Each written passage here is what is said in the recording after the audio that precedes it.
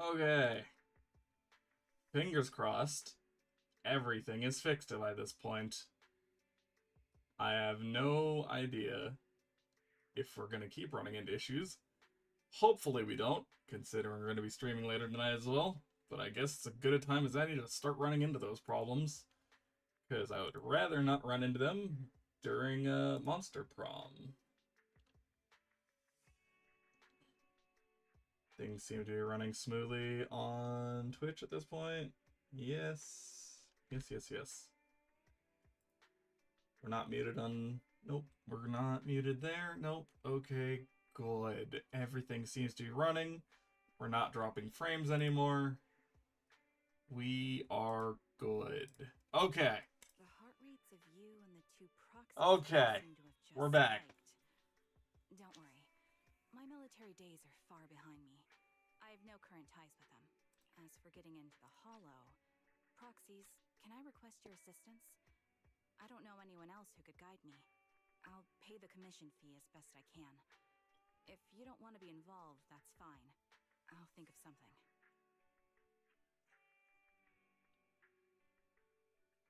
We're just as eager to find the client.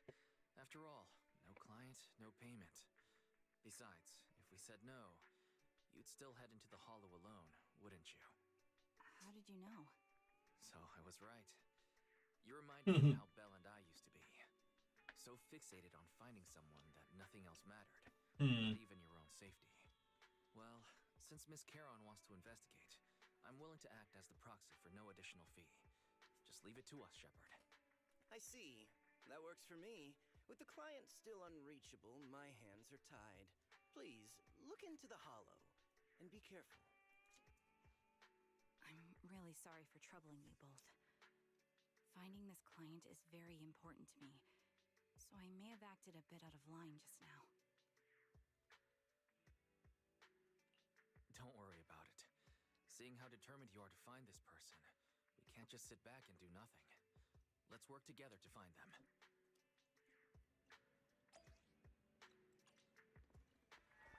Let's do it.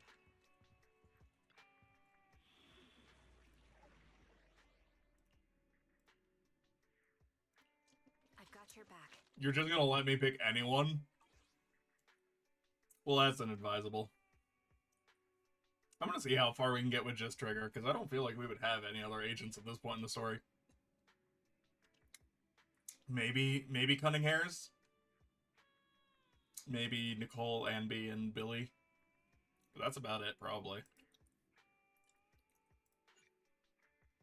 Oh, you want me to select 3? Okay.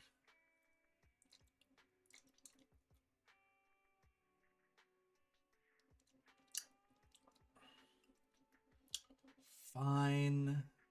Fine, I guess. Issue is, all the Cunning Hairs I haven't actually maxed out yet. RIP.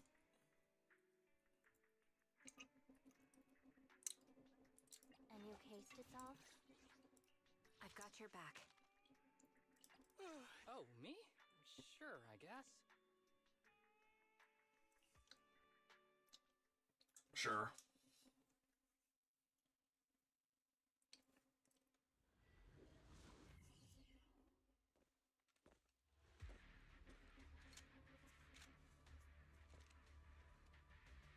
Miss Caron, I need some time to calculate the Hollow route. Leave this to me, Proxy. Actually, I've been to this hollow before for reasons. I still remember the way forward clear as day.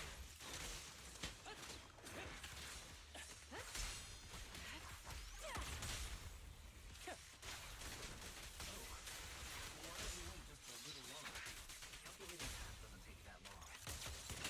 Understood. Effortless.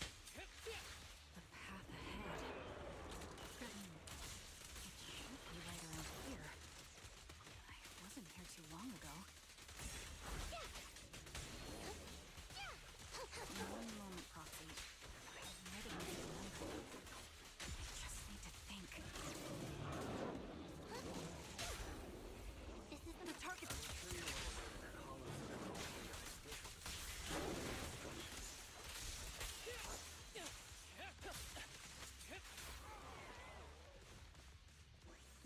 for being so presumptuous, Proxy. I got ahead of myself and made things difficult for you.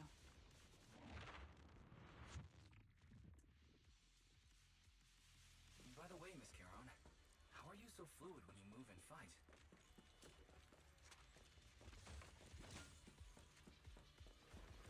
Recalibrating. Because of your exceptional hearing and tactile senses?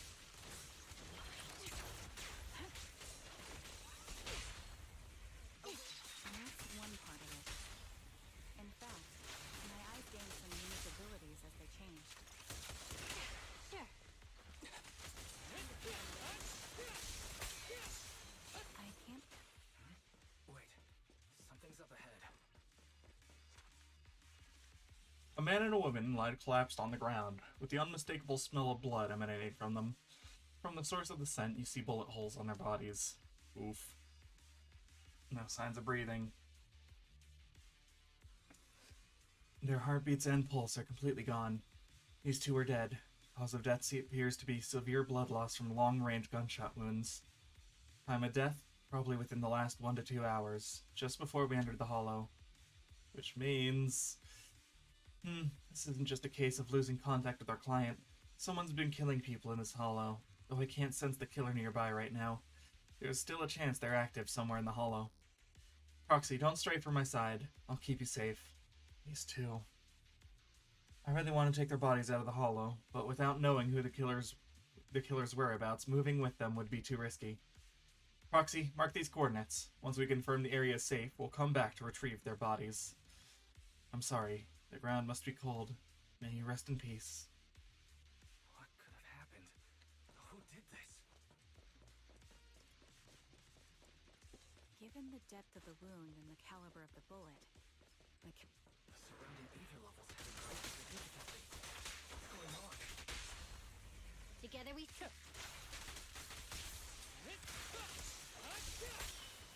Hold on. Let me find what's causing the ether level increase. can head off. Up ahead. Multiple devices leaking non-stop.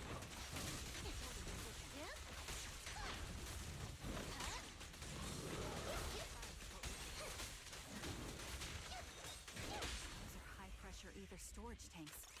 And with highly concentrated ether. Right?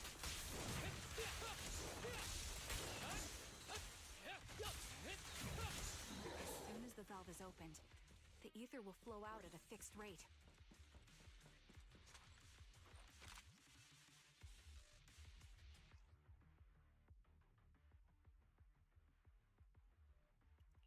Yes.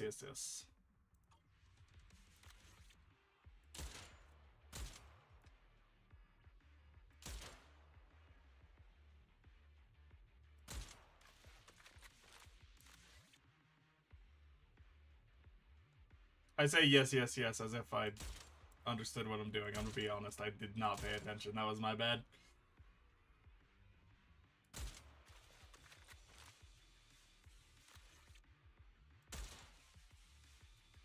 All high-pressure ether tanks have been disabled.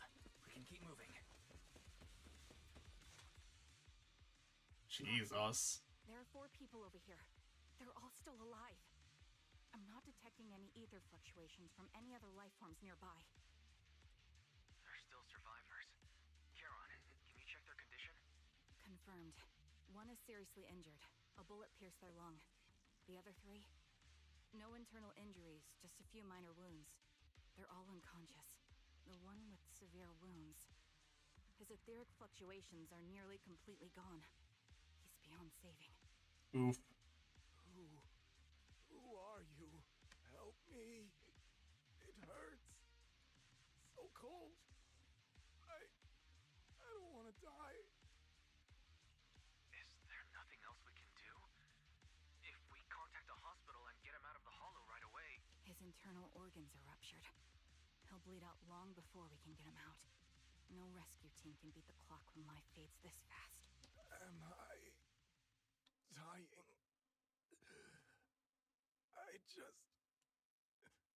I just want to go home. Caron doesn't respond. She sits beside the dying man, pulls out a harmonica, and begins to play a soft, familiar melody. The tune echoes throughout the hollow, heavy with the scent of blood. It's the song recorded on the client's music sheet. As the harmonica's gentle notes fill the air, the dying man stops groaning, simply listening until his eyes close forever.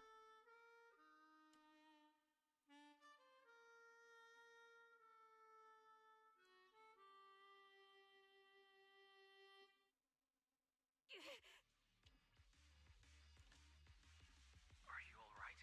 Did you get hurt fighting earlier? I'm fine, don't worry about me.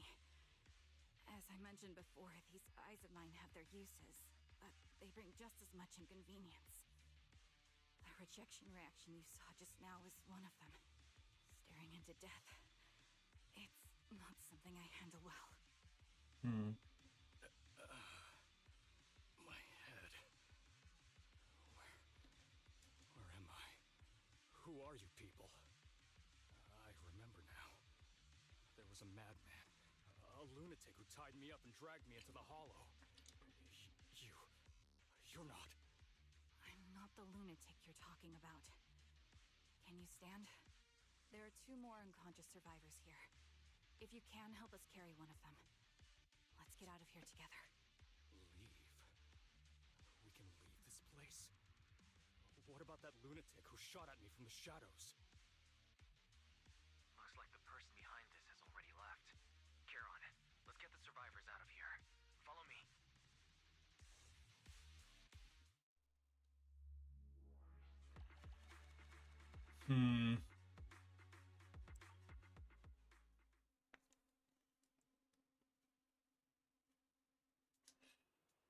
Exhausted and unable to carry any more bodies, you record the coordinates of a few of the corpses. Once this is all over, you should make sure to report them anonymously to the public security. With Charon, you keep your guard up alongside the 3 survivors, eventually arriving at the abandoned metro entrance in front of Ballet Twins Road. Proxy, let's take a short break here. The area around Ballet Twins has been abandoned due to the Hollow disaster, and no one's likely to be around. It's both secluded and safe, making it the perfect place for a conversation. There's 3 survivors. Yes, I know. They just escaped from a killer, so we need to check on their injuries and mental well-being. Could one of them be the client? Unfortunately, I don't think so. After they woke up and saw me, they didn't have any particular reaction. If they were the ones who assigned the commission to find me, they should have recognized me to some extent. Proxy, I'll keep watch around here and be on the lookout for the perpetrator trying to track us or attempting to ambush us. Could you please have a brief conversation with the 3 survivors? I think they might have information on the perpetrator. And to be honest, I think they might... No, it's probably just my imagination. I'll gather information from them first. Thank you, Proxy.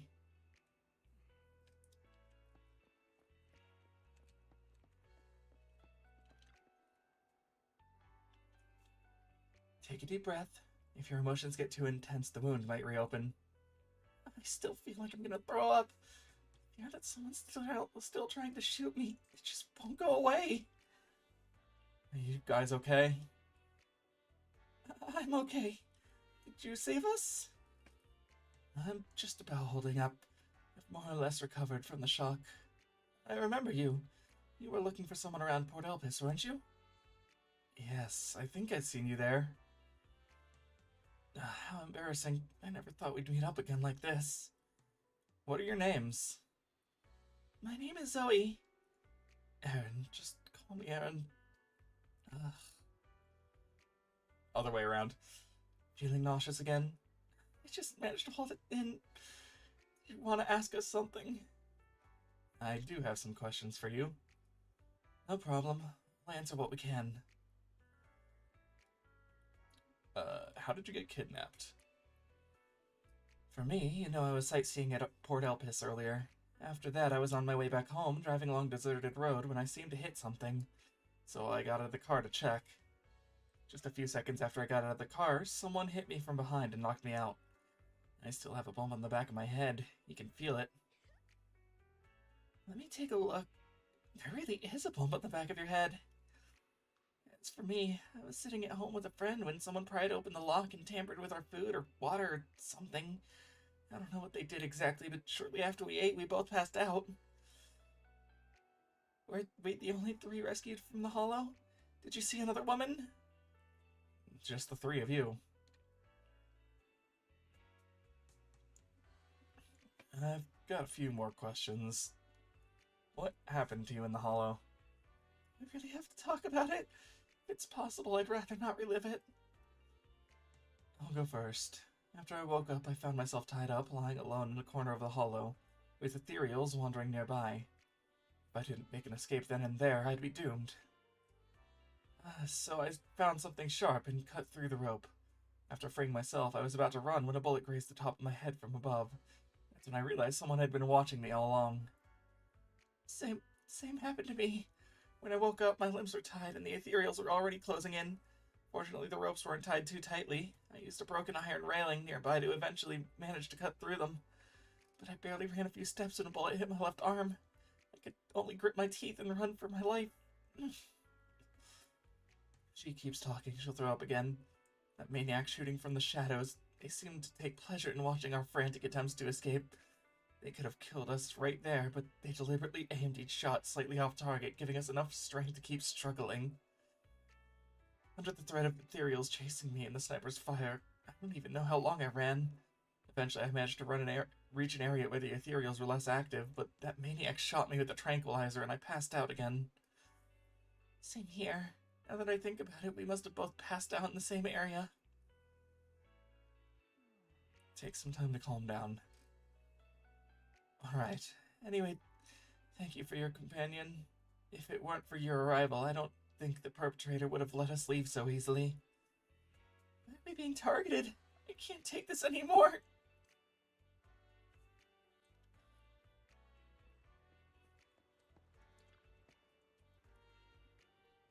Thank goodness. I can't believe it. I'm still alive and out of the hollow. What's your name? Oh, me? I'm Jesse. I'm just so grateful that you were there to save me. When that maniac was chasing me and sniping at me, I really thought I was done for. I have some questions I want to ask you. Questions? Go ahead and ask. Although I really don't want to remember what just happened, you did save my life. How were you kidnapped and brought to the hollow? I was tricked. I received an anonymous message telling me that there was a big job I could do, asking me to meet in an alley on 6th Street. I had just arrived at the agreed upon spot and was waiting when someone hit me from behind and knocked me out. When I woke up, I was already in that hollow and my hands and feet were tied.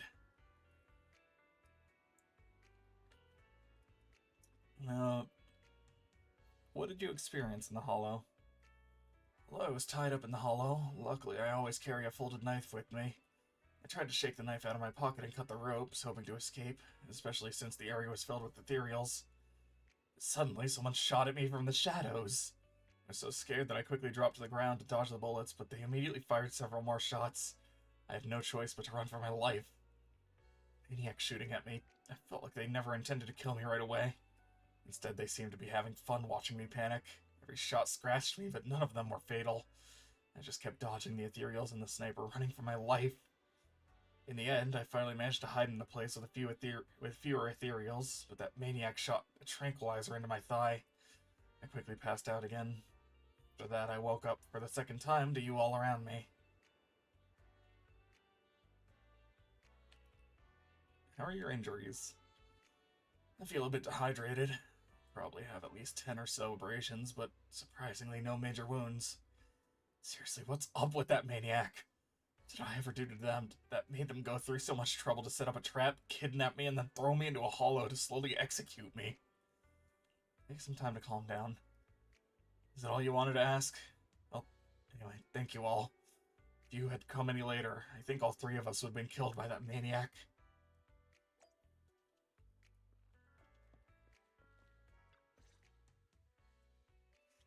After a brief check on the three survivors, you share what you've learned with Charon.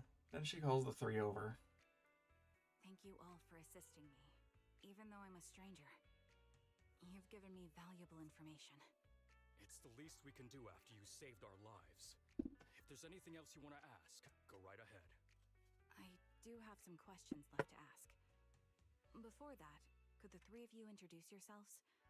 I'd like to see if there's a pattern to how the killer chose their targets. I'll go first. My name's Zoe. I used to be a soldier in the Defense Force, but now I'm just working a regular desk job at a private company. Don't let that fool you, though. I've earned my stripes. I'm Jesse, currently working as an internet information broker. I'm still pretty new at it, though, so I can't think of any reason someone would target me. My turn? I'm Erin. I was also in the Defense Force, but now I'm unemployed. Actually, I have a question for you all. Did you see my friend when you were in the Hollow? She's about my height, with shoulder-length blonde hair and a mole under her eye. We were kidnapped together, but I can't find her anywhere now. If I'm not mistaken, we didn't come across anyone like that in the Hollow, among both the survivors or the bodies. It's all right. I'll keep looking. I hope she's okay. We were always inseparable. We even planned to visit Scott Outpost together for Remembrance Day. I never thought something like this would happen. Remembrance Day? What's that? As the name suggests, it's a day organized by the Defense Force for the families of deceased soldiers and veterans. People gather to mourn their loved ones who died in the fall of the old capital and find comfort in each other's company. I didn't know the Defense Force did that. Huh. Maybe I should go check it out.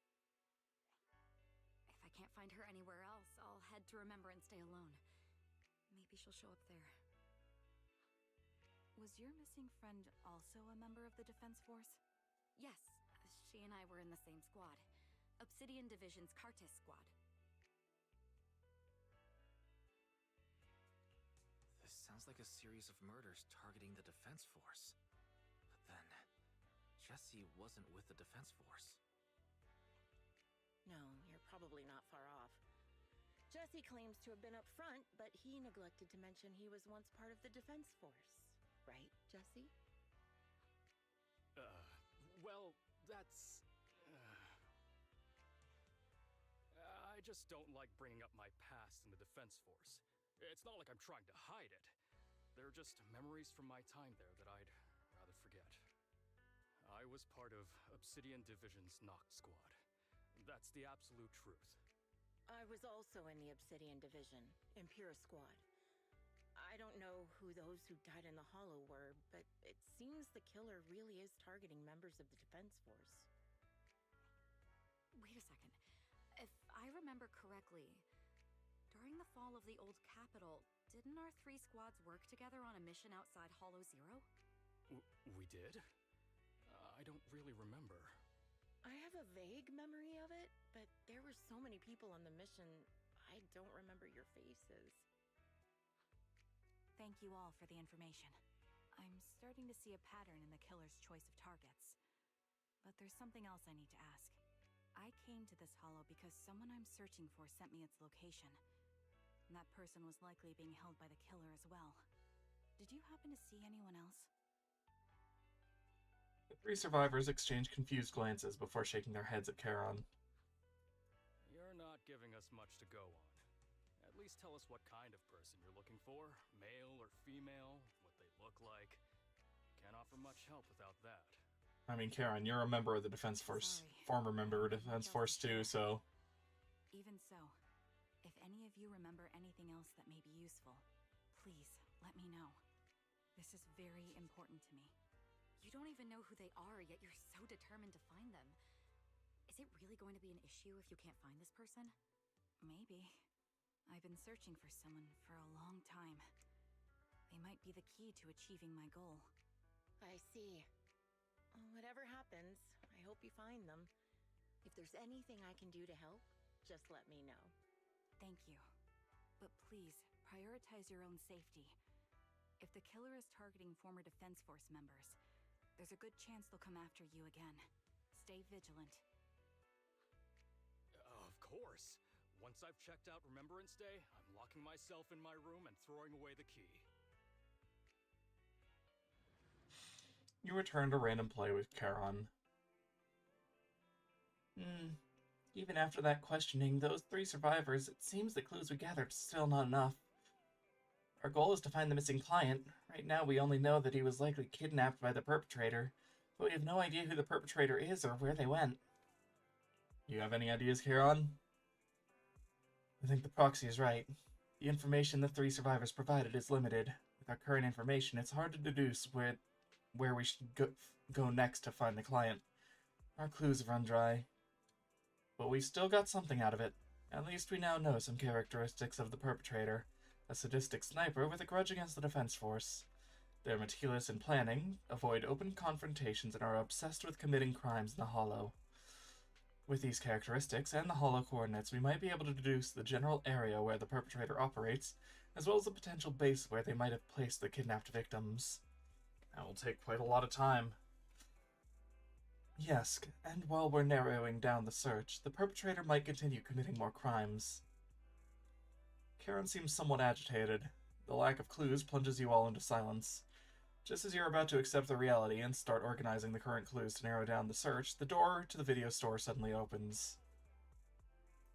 Someone's here. Why is I think it's Shepard. He's at the counter. The intelligence broker might have something important to tell us. Proxy, let's talk to him first. You bring Shepard to a room where you can talk. Phaethon, you've already been to the Hollow and made it back safely? Did you run all the way here? Do you need a moment? We've already been to the Hollow, but unfortunately, we haven't found the client yet. I'm fine. Did you find any clues there? There were traces left behind. Signs of a kidnapping. It's very likely the client was involved.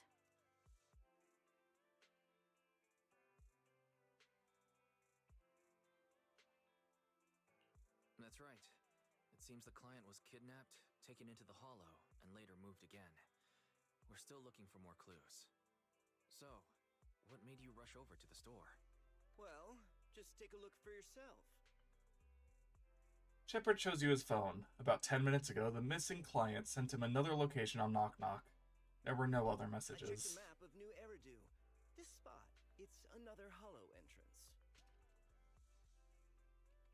We were just stressing over a lack of leads, and now one conveniently falls into our laps? Something about this feels off.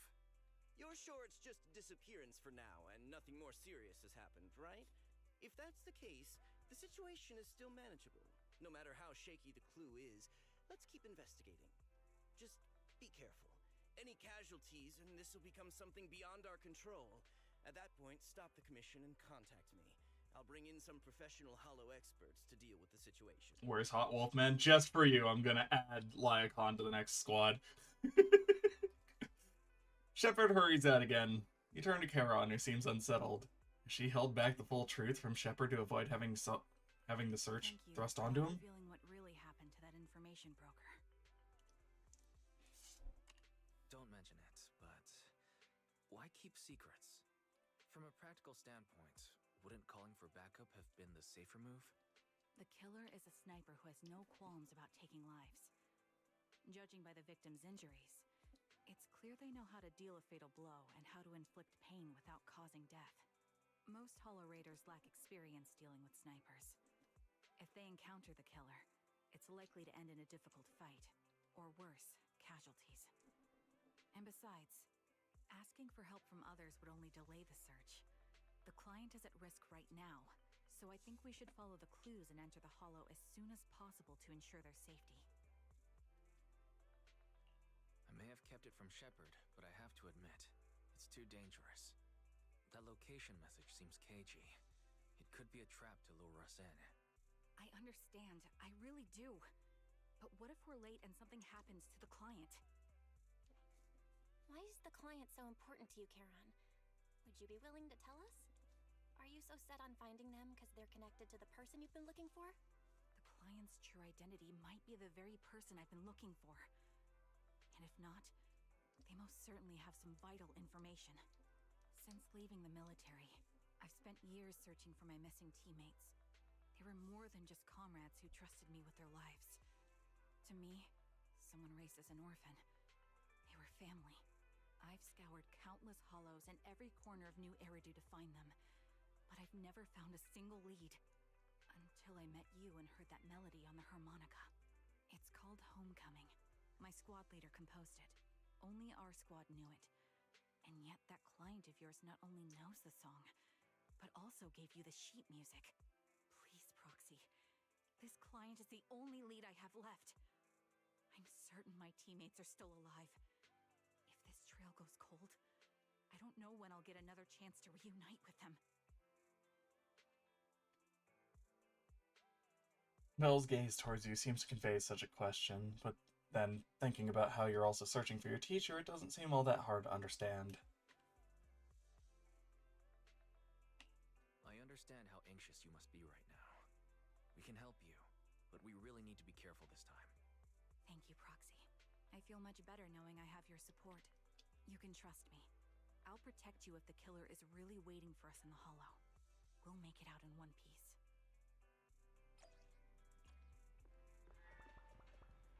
Alright. Just for you, Phoenix.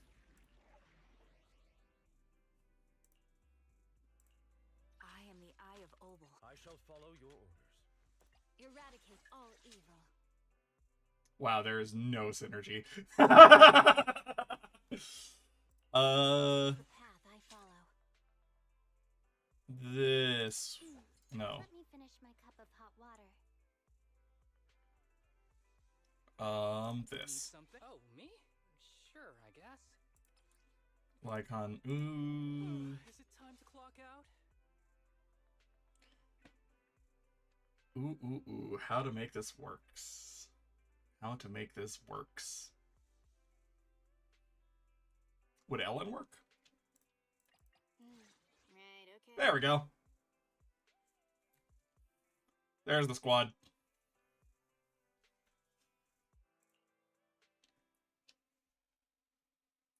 Man, I haven't played Ellen in a hot minute.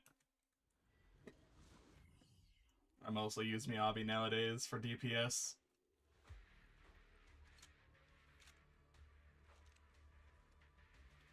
Looks like there's something here. Is this a communicator? Proxy, look at this. A communicator left right at the Hollow's entrance. Why is there a communicator here? It doesn't look like it was left behind randomly. There's hardly any dust on its surface, which means it was only placed here recently. It looks like someone wants us to use it. Such decisiveness. Following random location info without even thinking twice. I'm glad, Sniper of Liar Squad.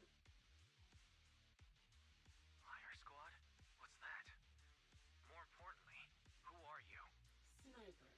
Or should I say Charon now? Haven't you shared your past with our dear Proxy?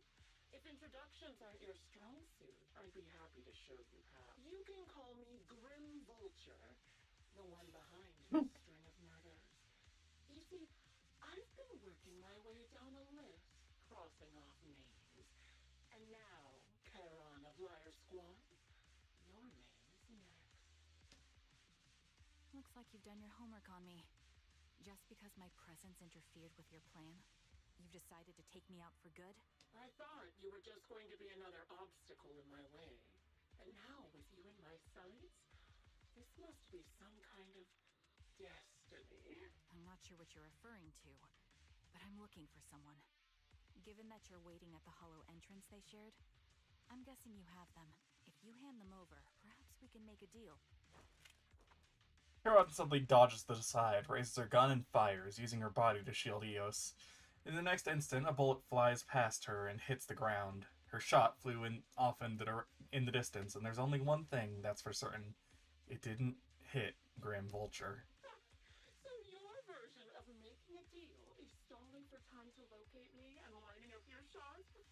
Can't say I'm surprised. After all, that's exactly what I plan to do too.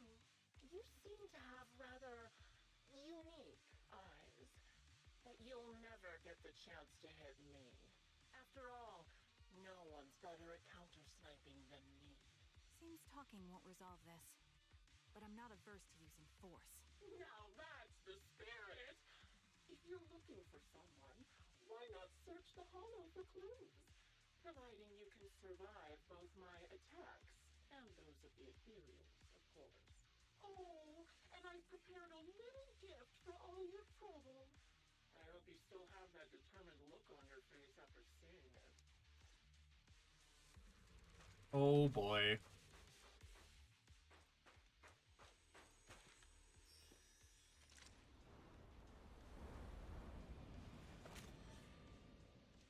Watch out for Grim Vulture taking shots from afar. Provision activated. Good riddance. Take a break. Anything we can do?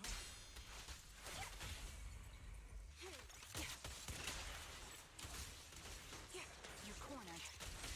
In position.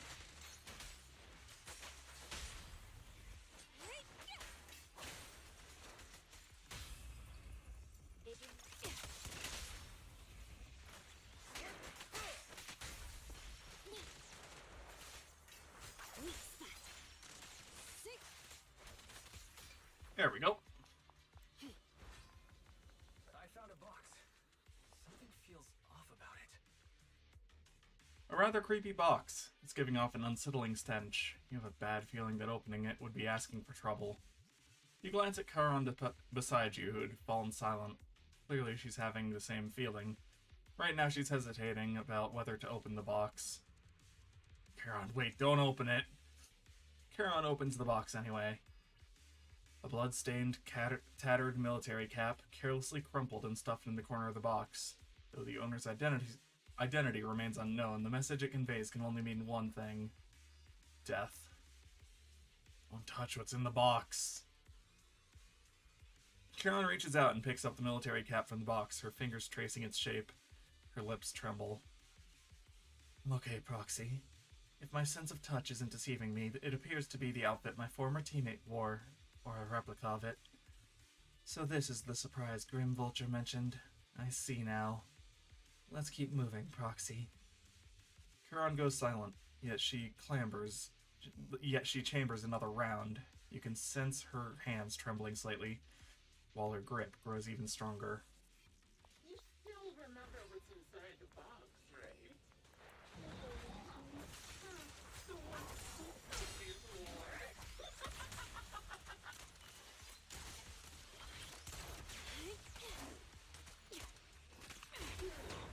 Healthy guys? He took his own life. Though it wasn't much different from being all ethereals. Don't mess up my nails. Don't move. Ethereals had almost taken over his body. He was incorruptible, covered in ether crystals. His soul didn't form. You're in my sights. Recalibrating. He didn't want to. We raised the cannon. He was oh so proud of, with just one last shot inside. Deserves your paper. Sick. Get lost. And just like that, obliterated both his core and his heart. Another high-pressure ether tank. And a lot of ethereals have already been drawn to it.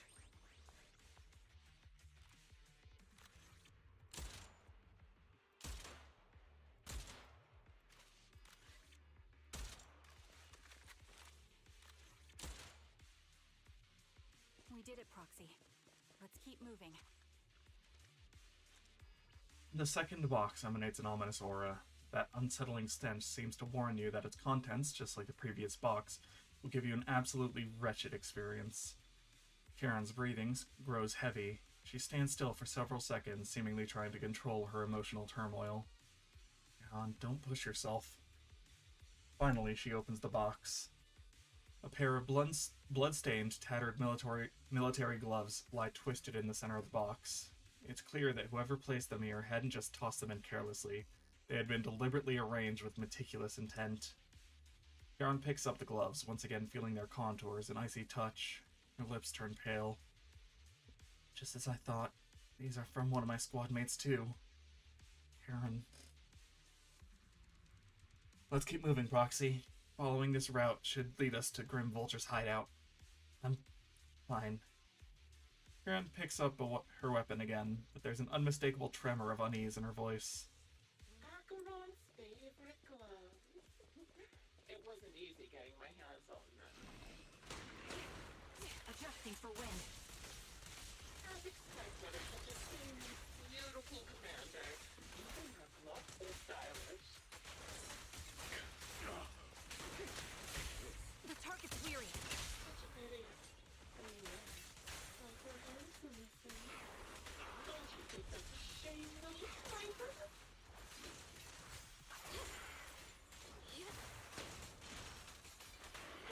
Such a beautiful hand. It could only be perfect. Cereal's gnawed off her arm, and part of her leg as well. I'll eliminate any obstacle. Quick shot. She still has tobacco. She's so tall, even in Shit. It's just a nice thing. She died from multiple fatal wounds. Even the most beautiful blood will wither without protection.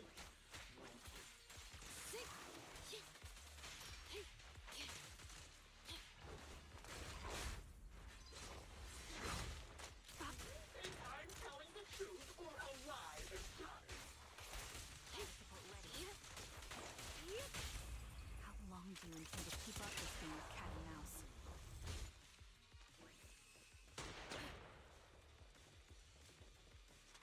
I'll be coming to your hideout soon. Wipe that smile off your face and wait. Wait and see what I'm going to do. Waiting.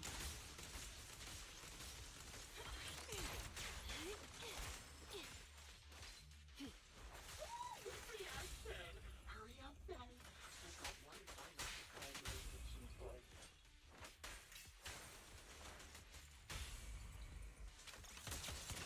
I'm sure you figured out the route to get to me.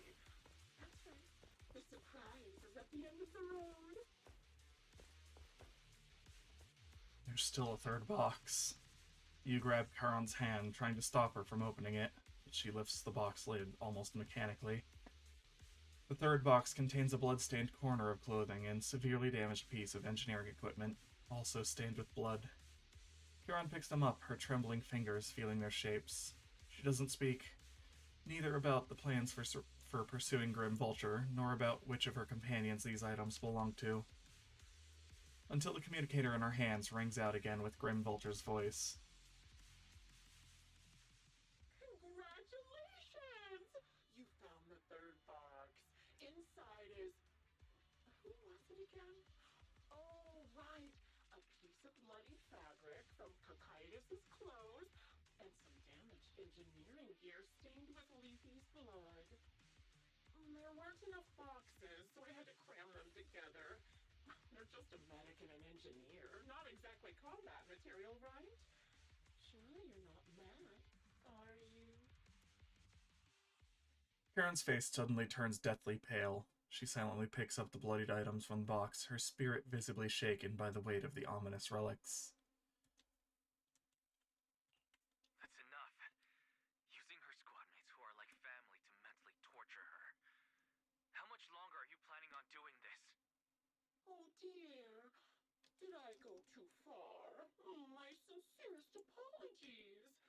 It's just, watching you plunge headfirst into my trap was so entertaining. I may have gotten a bit carried away, you know? Relax, the person you're looking for isn't here, and those are just fakes.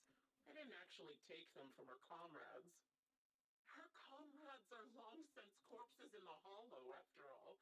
How could I possibly have gotten hold of their clothes? A surge of rage threatens to drown all thought. Just as you're about to retort, a crisp gunshot rings out. Karen's shot is clean and decisive, carrying an unmistakable intent to kill, but from the response on the other end of the communicator, it seems she missed her target. A decisive strike to be sure. But as I've already said, your awareness, sight, and experience mean nothing in front of a more skilled sniper. I didn't expect to kill you so easily. There was a subtle change in your ether fluctuations the moment I fired. That was all I needed. You knowing my past makes me feel sick. But after seeing that you're just a coward who feels fear from another's killing intent, it doesn't bother me as much anymore. Coward, you say? How fascinating! You were little more than a hollow shell before, but now that you've bared your teeth, you've started looking somewhat respectable. I know your composure is nothing more than a facade. You've never truly faced the weight of your comrades' deaths, have you? I bet your mind is now filled with their dying screams. We both believe her squad is still alive. You can stop with the lies. Why are you so fixated on Charon? Just because she used to serve in the defense force? She has nothing to do with your target. Nothing to do with it? Then why don't you go ask her about it? What surprises me more is you actually believe her teammates are still alive. Don't tell me she dragged you into all this danger without telling you anything. Shut up. If she won't tell you, I will. Those so-called alive squad mates of hers went missing during the fall of the old capital. I'm sure you know exactly what that means. When the old capital fell, countless Defense Force soldiers were either killed by Ethereals or became them. The surviving soldiers, struggling to defend themselves, never had the opportunity to carry their comrades' bodies out of Hollow Zero. Obviously, her squad mates, the members of Liar Squad, were among the dead. But since their bodies were never found, she insists they're still alive. Even going as far as to deceive her own proxy. It's laughable. I didn't lie to the proxy. They're alive. I have proof. Someone like you could never understand. I could never understand? Huh. You think it's hard to understand your childish thought process? If you really have solid proof, why not tell me? Come on, let's hear it! My eyes. I lost nearly 90% of my vision during the fall of the old capital. But in return, I gained the ability to see what others can't. Every second of every day for years, I've seen my squad mates. Not as fleeting shadows, but vivid and lifelike. They've never disappeared. They're alive, waiting for me to find them. Why else would I have been given these eyes? That's your proof? Did you hear that? Proxy hiding in the bamboo. She spent years chasing after people who couldn't possibly exist, all because of some ghostly visions. You'd rather believe those visions of your teammates are real-time projections than accept that they're dead. What if I told you the way I described their deaths before was the absolute truth? Will you finally face reality? Or will you keep fooling yourself, believing in ghosts? I guess you'll keep deceiving yourself. Because that's how you survive. I'm not lying to myself. I really want to find your squad mates who have been missing for years and were officially declared dead? You couldn't protect them when the old capital fell, and now you're just making up stories to fool yourself. To give yourself some so-called reason to go on, to latch on to any stupid excuse. You're just a selfish, naive coward who did nothing and couldn't do anything when your comrades were dying. Huron stands there, speechless. Grim Vulture's relentless verbal assault has clearly struck home. The little color that had briefly returned to her face drains away, leaving her visibly shaken, unable to muster a single word in rebuttal. Giving up already? At least you've got a shred of dignity left. Nothing disgusts me more than a useless hypocrite. Enough of this. Time to die, coward. Charon is not a coward. Someone who enters the Hollows despite the condition of their eyes is anything but a coward. At the very least, she's far braver than a criminal like you, who hides in the shadows, enjoys torturing others, and is constantly in fear of being caught. Proxy, Your proxy sure has a way with words. I won't waste any more of my breath. Just die already.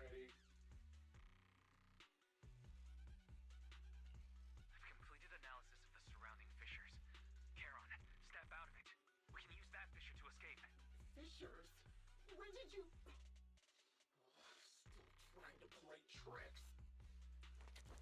With no hope of counterattack, you practically drag Charon, turning to run towards the fissure that had just escaped Grim Vulture's notice. Just as the bullet is about to strike, you manage to escape through the fissure.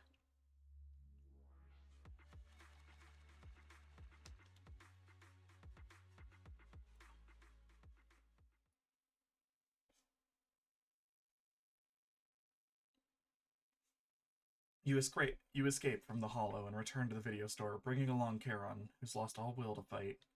She seems more traumatized than you imagined, repeatedly touching her eyes. Do you want some hot cocoa? I'm sure you're exhausted after such a tough fight. You should get some rest. Thanks, but I'm fine. Don't listen to Grim Vulture. They'd say anything to get under your skin. Once we start doubting the truth, we've fallen into their trap. No, Proxy. I think Grim Vulture has a point. Maybe it's all just in my head. The things Grim Vulture left. When I touched them, I was reminded of the day the old capital fell. I felt the same sensation when I touched an injured comrade. I tried to shake off that feeling, but the truth is, I can't stop thinking about the possibility that all my squad mates are dead. Would you be willing to share more? What really happened on the day the old capital fell with you and the Liar Squad? That day, in the first hour Hollow Zero started expanding, Defense Force HQ thought it was just a normal Hollow disaster, and thought they could suppress it with the standard amount of troops. Liar Squad was among the first troops sent there. Before we left, our superiors promised reinforcements would be on the way to support us in combat, so we didn't need to worry too much about facing the Ethereals. But soon after we began the mission, we realized things weren't going to go like we thought. The Ethereals came at us like an endless tide. The Hollow expanded beyond control, and more importantly, the reinforcements never came. The Defense Force troops outside the Hollow soon realized this was no ordinary disaster. Hollow Zero was devouring Eridu at horrifying speed. The reinforcement plan was called off, and the promised troops retreated. Honestly, even if they had come to help, it wouldn't have changed anything. I watched as members of the advanced force around me died one after another, or were corrupted into Ethereals. Our squad slowly lost the strength to maintain formation. I was a weak point in our formation. An ether shot fired by an Ethereal hit my eyes, corrupting them. Because of that and several other wounds, I shortly lost consciousness. I'm not sure how long I was out, but just before losing my vision, I briefly regained consciousness. The last thing my eyes saw was my squad mate standing in front of me, looking back. When I woke up again, I was already back at base. The higher-ups detonated the Shiryu pillars, and finally managed to bring Hollow Zero under control. I don't know who rescued me from the Hollow, but none of my squad mates had made it out. For some reason, the image of my squad mates being the last thing I saw has stayed in my mind. It must be some kind of sign. A sign that they're still alive. Don't you think? They must have continued fighting after I fell unconscious, eventually getting lost in some hollow and losing contact with the main force, left to wander between the various hollows of New Eridu. That must have been what happened, right? The Defense Force? Civilians? No one believes me. So I decided to find them myself. The reason behind these eyes. It's got to be to guide me to finding them still alive. Am I wrong, Proxy? Are these eyes pointless? I knew that's what you thought. Interpreting what my eyes see as proof my squad mates are still alive is just wishful thinking. But if they're really gone, why would I have been given these eyes, which bring nothing but pain? If they're truly no longer alive, how can I apologize to them in person? Tell them I'm sorry. Sorry for being so weak. Sorry that I failed to protect them. Their faces are all so blurry. I can't see their expressions. I can't even bear to look at them. If their final look at me was filled with resentment and disappointment, I wouldn't know how to handle it.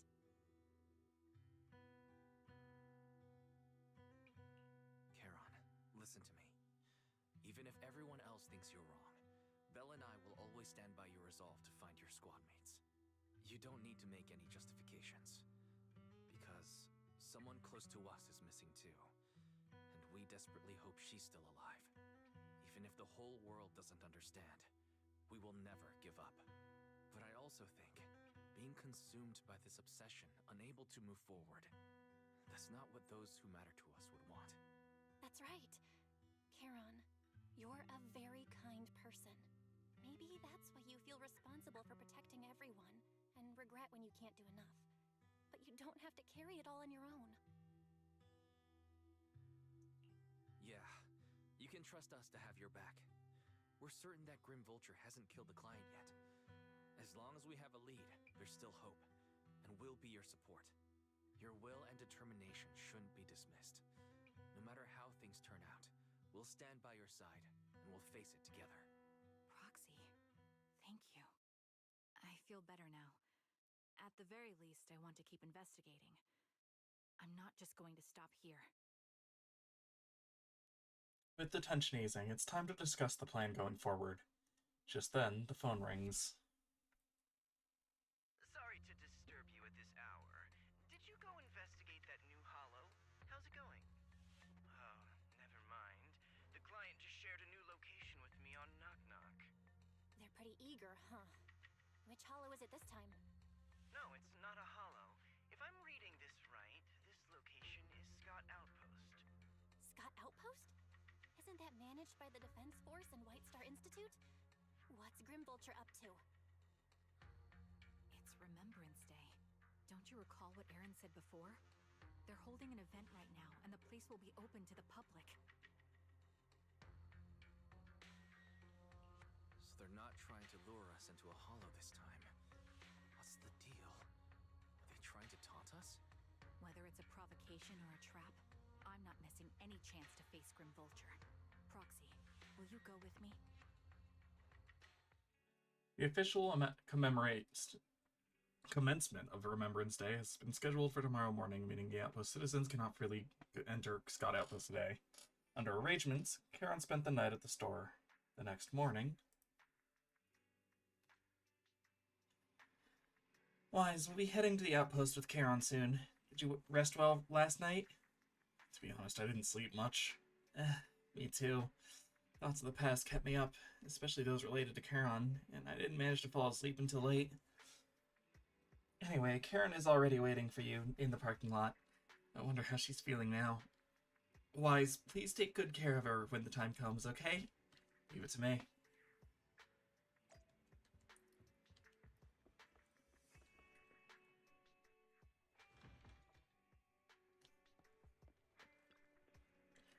Good morning, Proxy. Did you sleep well last night? Yes, I did. Sorry, Proxy, for losing my composure in front of you yesterday. I think I've gotten my mood back in order now. It seems I can't hide it from you, Proxy. I'm sorry, I still think I'm struggling to process this sadness and unease. I'm not sure where I should go from here. Let's find a way forward together. Yeah, you're right. Instead of continuing to suffer, it's better to reach out and grasp all the hope we can find around us. Maybe things will eventually change. Let's go, Proxy. Today we're attending Remembrance Day as ordinary citizens, so we can't carry any weapons.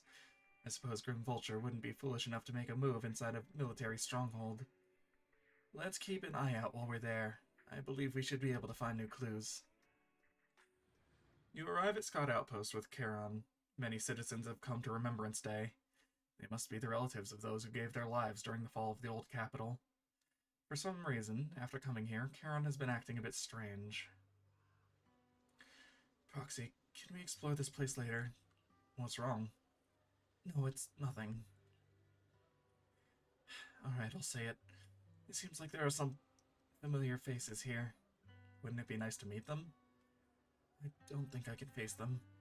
If I'm not mistaken, they shouldn't be the families of the members of my teammates. I don't know how I should face them. I mean, try reaching out to them. I know, but I'll be there with you. Then it's a deal. I'll go talk to them, Proxy. you don't have to say anything. Just stay by my side and give me the courage to speak.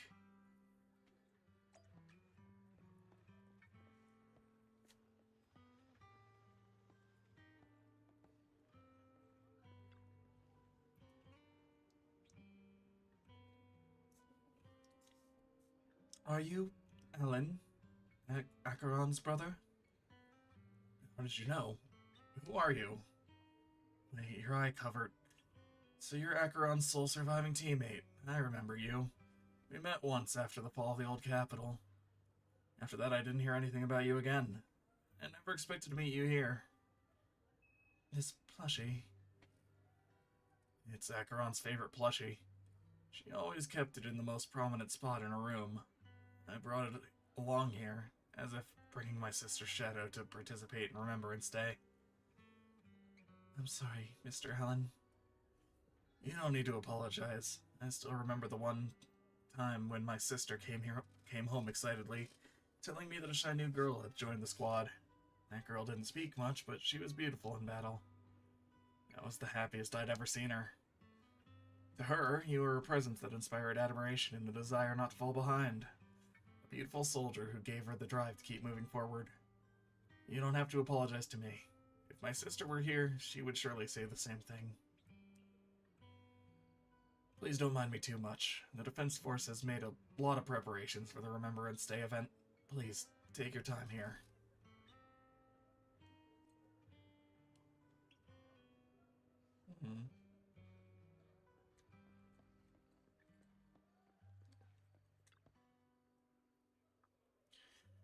Ah, my son, can you see me now?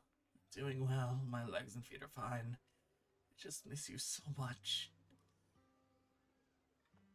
Excuse me, are you Cocytus' mother, Ethel?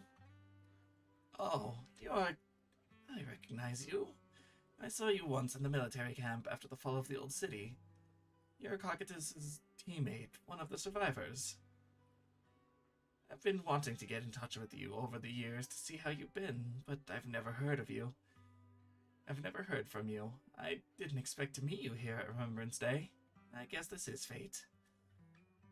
Miss Ethel, your health still... I'm in good health, fortunately. Everything is fine, although I'm the only one left in the family. The pension from the government is enough, and I still have some years in me. I'm sorry, Cocytus. Child, you need not apologize. My son may appear carefree on the surface, but he's always felt so much pressure. One day he suddenly told me that he had found a companion who truly understood him. I believe he was talking about you. How could I possibly blame you, someone who helped my son? It's such a blessing. You, a kind-hearted person, are alive and standing here today. I'm so glad. Miss Ethel, Child, don't worry about me. Since you're here for Remembrance Day, take your time to walk around and look around. I hope you find something meaningful.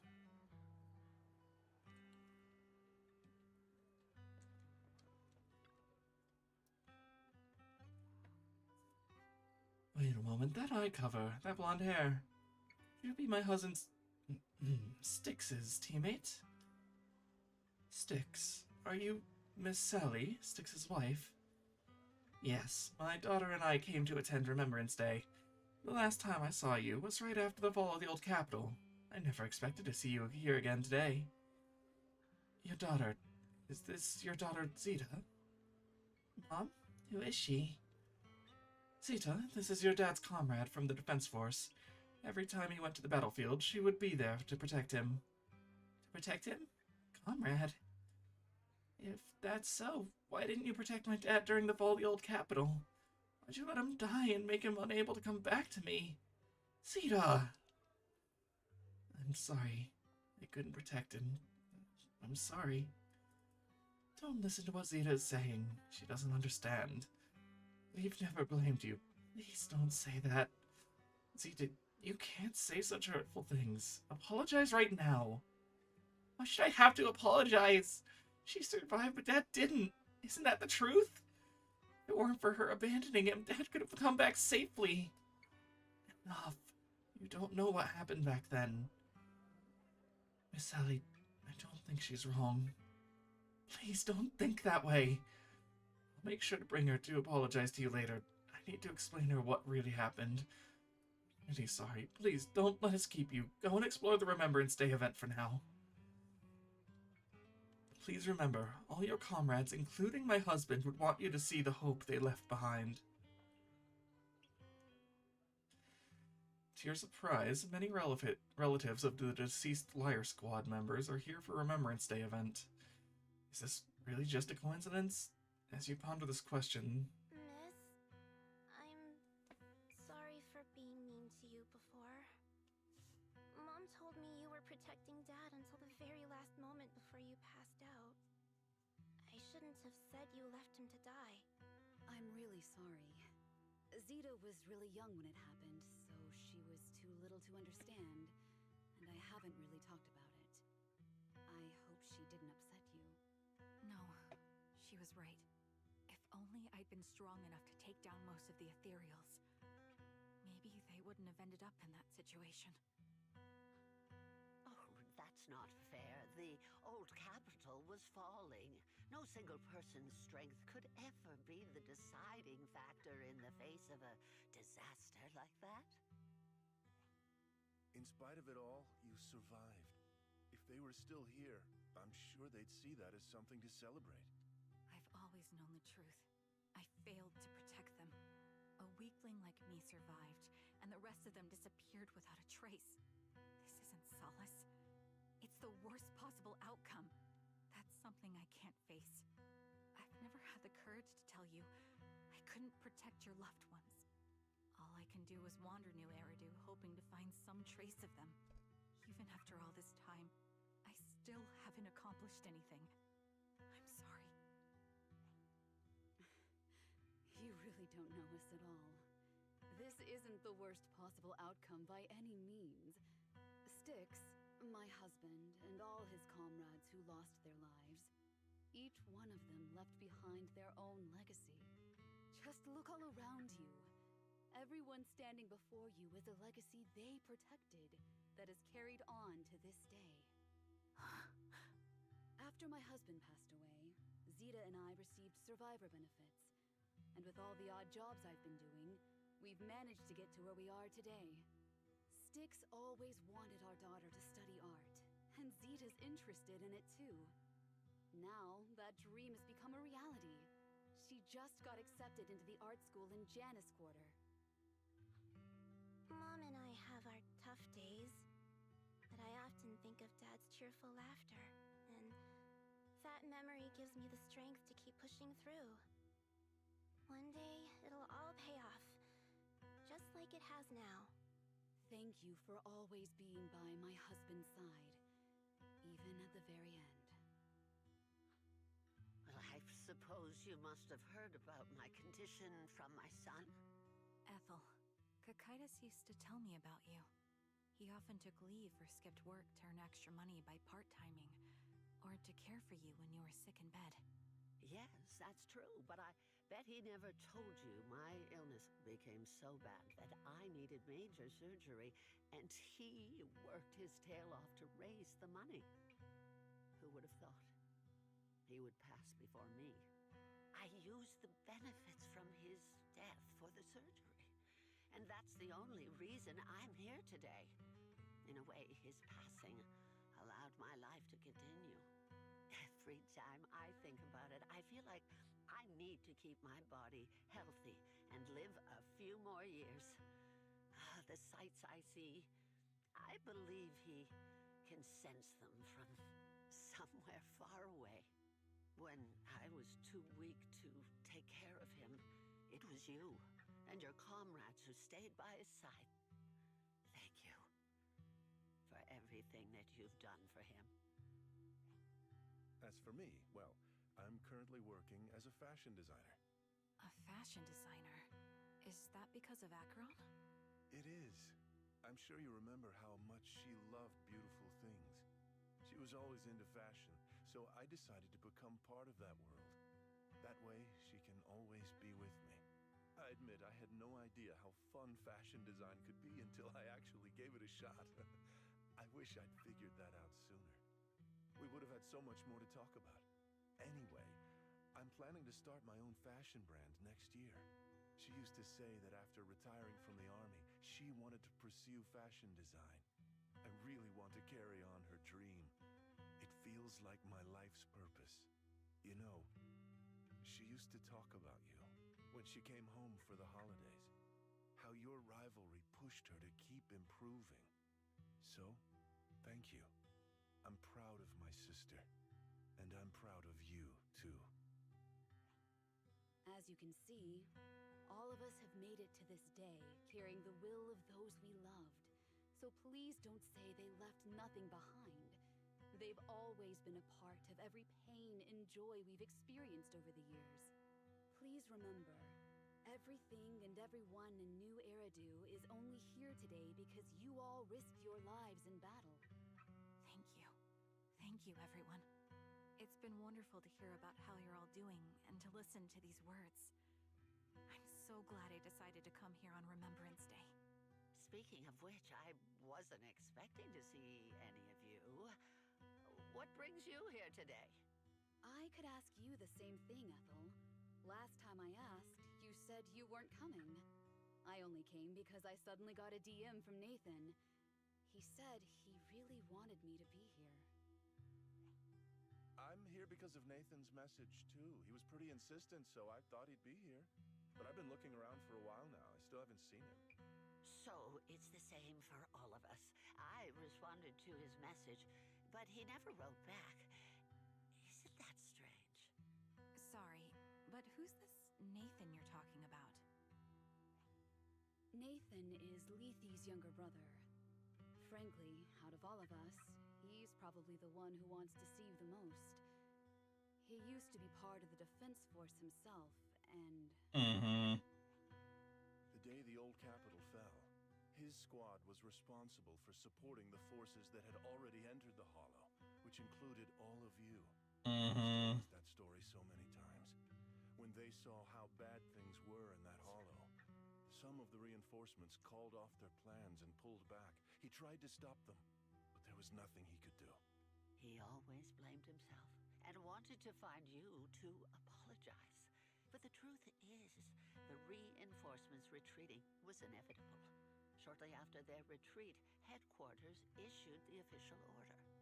We all lost someone in that disaster. And for a while, we resented the reinforcements for their decision. But over time, we came to understand it, and we eventually let it go. There was no avoiding casualties in that battle. In hindsight, it wasn't wrong for headquarters to prioritize saving their strength. May I ask what the name of Nathan's squad was when he was in the defense force?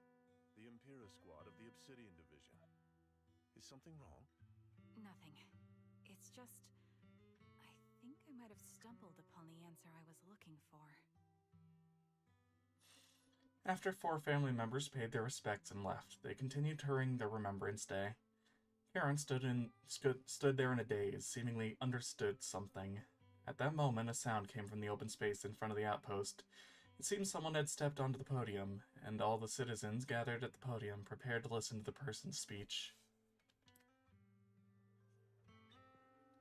According to the schedule for Remembrance Day, it should be time for the representative of retired Defense Force veterans to give a speech. It looks like the speech is about to begin. I feel a bit concerned, Proxy. Could we go over and listen to the speech for a moment?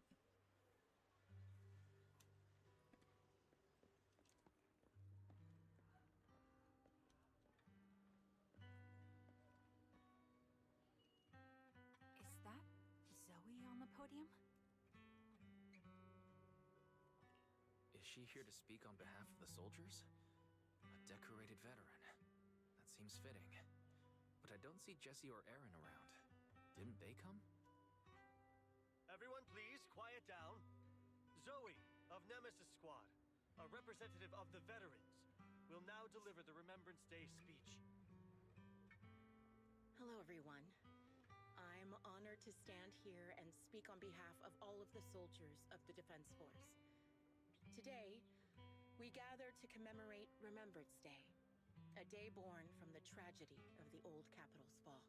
Many of us lost relatives or friends disaster, and I am no exception. Every member of my squad perished in that battle, leaving me as the only survivor. Losing the friends you cherish to the Hollow is a pain that never fades. It's a sorrow that will stay with us, now and forever. However, to the families of the fallen soldiers, hold your heads high with pride for your loved ones who gave their lives. They fought to the very last moment when the old capital fell. Death isn't the end, nor dishonor. It is their eternal medal. They gave their lives facing an unstoppable disaster, exchanging their sacrifice for the world we have today. In doing so, they fulfilled their duties as soldiers to perfection. Without the blood they spilled, Eridu would not have endured, and New Eridu would never have risen from the ashes. In honor of the wishes of the departed, look ahead, people of New Eridu. Our thoughts and remembrance of those who passed will be carried in every flicker of candlelight and in every bouquet of flowers. Zoe's speech is met with a wave of prolonged applause, yet amidst the claps she drops her head, her expression darkening. She stays silent, waiting for the applause to fade, before lifting a gaze and scanning the crowd. Her eyes pause briefly on Charon. My speech was meant to end here, but since you all seem quite engaged, please allow me to share a little more. The reason you all agree with what I've said is because it offers a way to step away from the pain. That's what the living do. They seek ways to ease the weight of others' deaths, so they can find a way to start over. This is the New Eridu of today. A huge disaster consumed the old capital, and the people who survived it keep saying things like, treasure the moment and start fresh to numb themselves, hoping to forget the nightmare. No one talks about the soldiers who gave their lives in Hollow Zero. No one asks why they had to die. The brave gave their lives battling the ethereal onslaught, while the weak survived. This is New Eridu, built by weaklings. Its order founded upon their way of thinking. Your applause makes me realize you all accept this logic. Each of you had loved ones who sacrificed their lives in the fall of the old capital. And now, you're thankful that someone has encouraged you to move on from them. What meaning does the sacrifice of those who died have if you all choose to forget? Have you never thought about why your own loved ones had to die? And why no one is responsible for their deaths? Miss Zoe, there's not much time left for your, Open your eyes! I'm speaking to those who have lost loved ones! If death is the medal for the fallen, then pain is the cross the living must bear. If you fear its weight and run from the suffering, the soldiers will never find peace in their eternal rest. To tear the wound open once again, so you'll never forget the searing pain! That's the real meaning of Remembrance Day! I don't agree. Charon, I didn't expect you to be here for Remembrance Day. How are things going with your search? Seems like you have something to say. Among the people standing here, there's a woman who raised her daughter with the survivor benefits left by her husband. Another who's been able to carry on with her life thanks to the final efforts of her child. And yet another who's found purpose because of the influence of his late sister. The will of the deceased lives on in every person here. The soldiers who died during the fall of the old capital fought for this. The future that their loved ones are making for themselves now. The old me might have agreed with what you said, but someone taught me that pain and hardship can lead to hope. They helped me see that hope could be inherited, not just destroyed when life fades. That's why I believe the departed didn't leave us wounded or with a heavy cross to bear, but with a melody. Each of us holds a harmonica that plays the melody of life. At first, it may sound awkward, eventually flow smoothly, taking on our own style, until it merges with our soul. You seem quite certain about what you're saying. Tell me then, what kind of melody is left behind by those we've lost? I'm not sure. I can't picture the exact melody, but I trust the answer I've chosen. And I trust everything I've seen and heard. A vague and insubstantial answer, isn't it? I was right about you, Charon. From the moment we met, I knew we'd never really understand each other. I'm sorry you feel that way. Everyone, I apologize for taking up your time. My speech ends here. Please feel free to continue with your visit. Zoe exits the venue without sparing a second glance back, leaving the audience and the defense force in a state of confusion. Charon looks thoughtfully in the direction she disappeared. What do you think, Proxy? Her demeanor and what she said earlier. Something was clearly off. I have a bad feeling. You mean about her real identity, right? Mm-hmm. Looks like we're on the same page. Mm-hmm. Shielded by her identity as a decorated soldier, she seemed pretty confident that we wouldn't confront her directly on military ground like at the outpost. She arrived so brazenly and left without a care. If I'm right about this, she'll be trying to contact us again in no time. Just as she finishes her sentence, the phone rings again. Shepard appears to be on the screen as you answer the video call. He seems panicked and anxious about to speak, but the moment he sees that you're in Scott Outpost, he swallows back the words and clears his throat instead. Looks like you're a little busy, so I'll keep it short. The client just sent me a location via Knock Knock, along with a picture of several unconscious, tied-up individuals.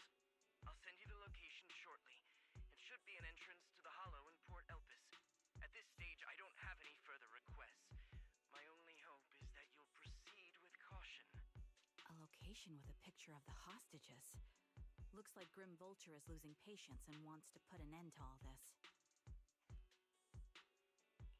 Charon, what's your plan? No matter what you decide, I'll stay by your side till the end. Charon doesn't answer right away. Instead, she takes out her harmonica and looks down at it as if she's trying to decide. In the end, she tucks her harmonica away.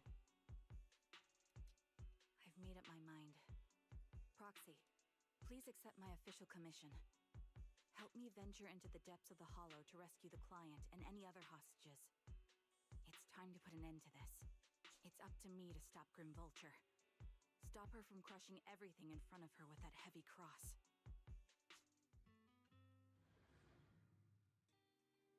You leave the Remembrance Day event with Charon and return to the video store. She cleans her firearm multiple times and keeps adjusting her breathing. The showdown is about to begin. Proxy, thank you for accompanying me this far. In the upcoming battle, Grim Vulture has likely already set up a stage filled with traps. We may need to brace ourselves for a tough fight. Do you have any strategy in mind? To be honest, there isn't a fully viable strategy. The opponent is a sniper and can keenly anticipate the timing and trajectory of each of my shots, dodging in advance.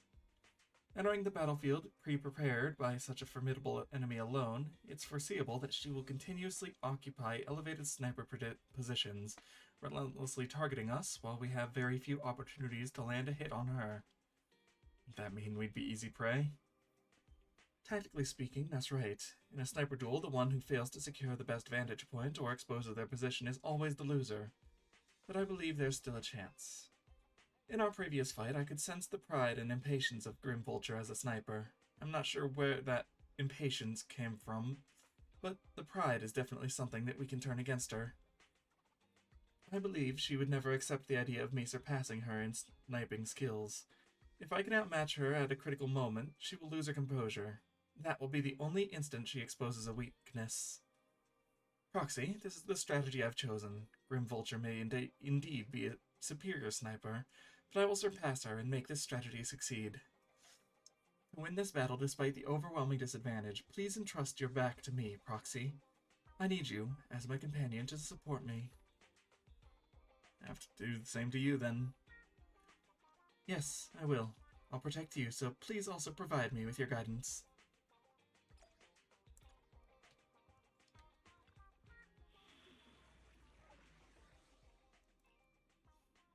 Let's do it.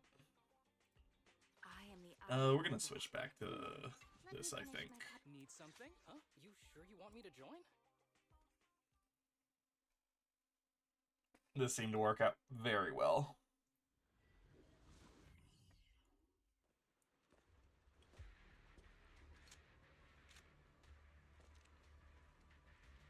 Charon, look.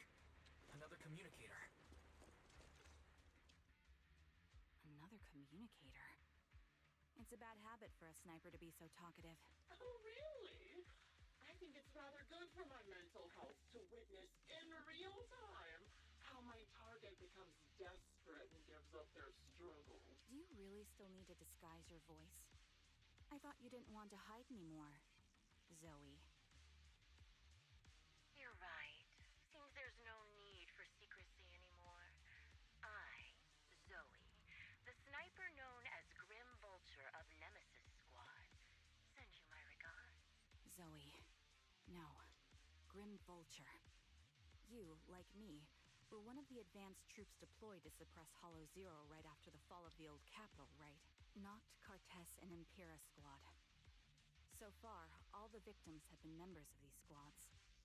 They were initially supposed to enter the Hollow to reinforce the advanced troops. Nemesis, your squad, lacking reinforcements, lost everyone except you in the fall of the old capital.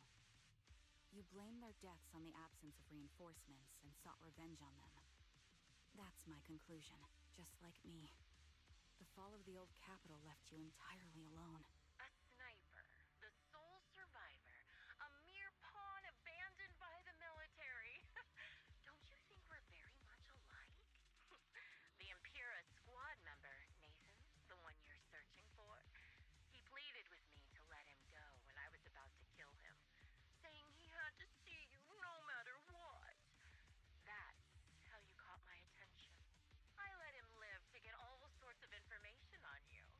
I was so curious about you that I even set a trap, disguising myself as a victim to get closer to you. It turned out we share the same story. We even got the same PTSD symptoms. After all these years, we still see images of our teammates before they die. It's impossible to erase them from our minds. It's just, you use ridiculous fantasies to numb yourself, chasing after illusions of your squad mates. Well, I can't afford to be as naive as you. One night, when I was overwhelmed with the unbearable images of my comrades' deaths, vomiting and crying, I finally realized the meaning behind their appearance before me. They were pleading with me, pleading for vengeance against those who abandoned us, begging me to destroy the repulsive, hypocritical new order of New Eridu. So, I carried on their will. I began kidnapping targets and sniping them in the Hollow, watching as they became corrupted and died in despair. You really think this is what they'd want? What else? Would they want me to be like you, playing at a game of finding my missing squad mates, accepting their deaths when I'm done playing, and then forgiving the very enemy who killed them? What a noble and virtuous gesture! Forgive on behalf of fallen comrades, coexist with New Eridu's order, and live peacefully among cowards. It's precisely because you and I are so similar that this hypocritical and cruel attitude makes it even harder for me to forgive you. After our first conversation, I was certain I must end your life myself to prove I'm right. That's exactly what I wanted to say to you, too. Because we've suffered the same hardships. I can't accept the path of destruction you've chosen. Jesse, Aaron, Nathan, the client I've been searching for, and any other targets of revenge you've set your sights on. They all feel regret and struggle over the choices they made back then. But you can't see any of that. You didn't target the higher-ups who misjudged the situation, the dangerous ethereals who killed your comrades, or the ones responsible for the fall of the old capital. Instead, you went after the easiest targets. Grim Vulture, As a sniper of the Eridu Defense Force, you have failed in your duty. To preserve the will and hope left by my comrades, I'm going to put an end to your actions right here. That suits me just fine. A sniper should let the gun do the talking. Make it to the deepest part of the hollow alive, and I'll meet you with nothing but raw melon. Oof, man. Oh, this is rough. Let me reward you with a few things you don't know. Noct, Cartus, Impera, and many other squads. Did you know the reinforcements that were meant to back us up ended up descending to the tree?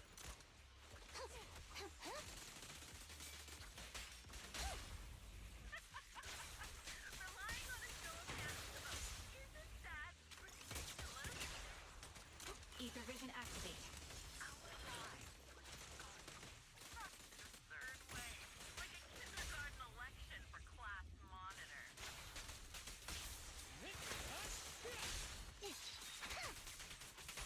So, when I killed them, I employed the same method. Jesse and Aaron, do you have them too? Or are they already?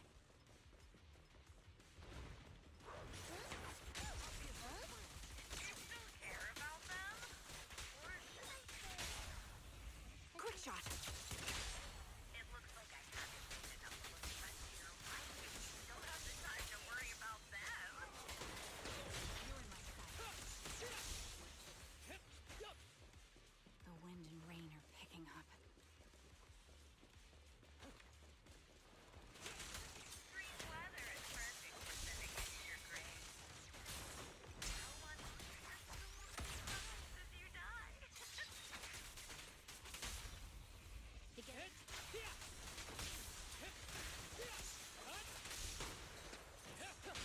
By the time the rain stops, only left will be your cold. Show no mercy. I wonder, do you remember the weather on the day the old capital fell?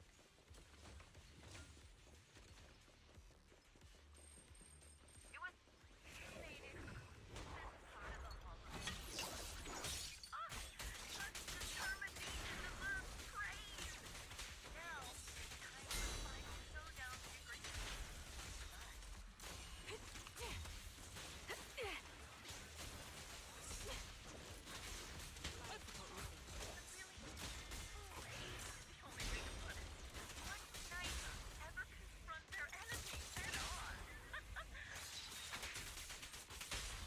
This arrow will hunt you down.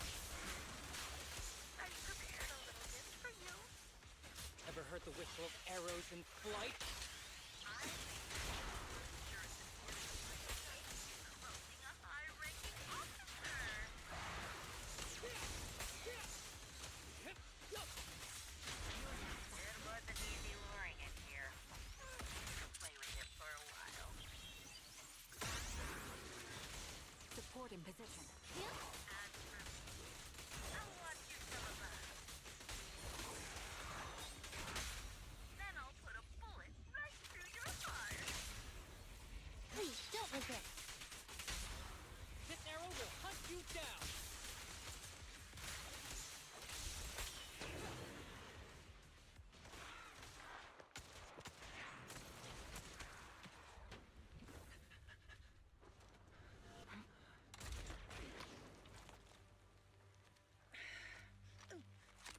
The real failure as a sniper is the one who's been forced into a corner, like you!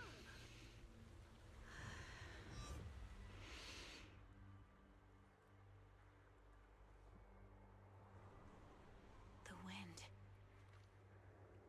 It's shifting.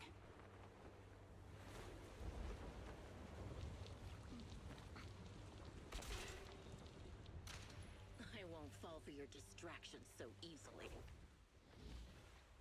What? I will surpass you with my own melody of victory.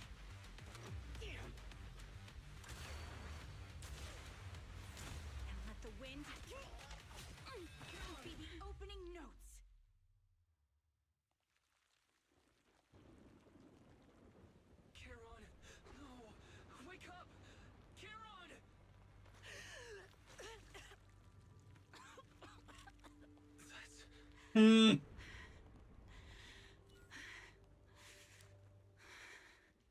on, man. That's so fucking cliche, but I love it.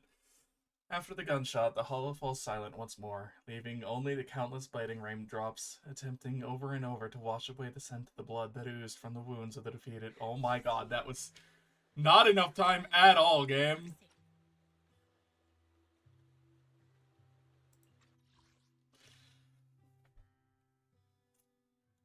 Only to fail time and time again. The loser pays no attention to her mortal wound, only staring at the distant horizon, as though salvation might be waiting there. Sometime later, the victors climbs a stele and stands in front of her. They share their last words while the defeated still has the energy to converse.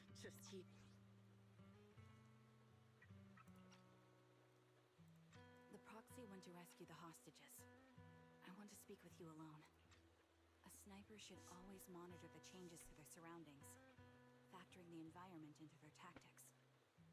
Being blinded by the intent to kill and failing to take this into account was your downfall. Didn't expect to be lectured by a youngster. What a disgrace.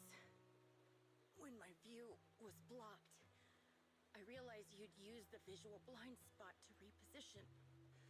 So I adjusted my aim accordingly. But I still couldn't hit you.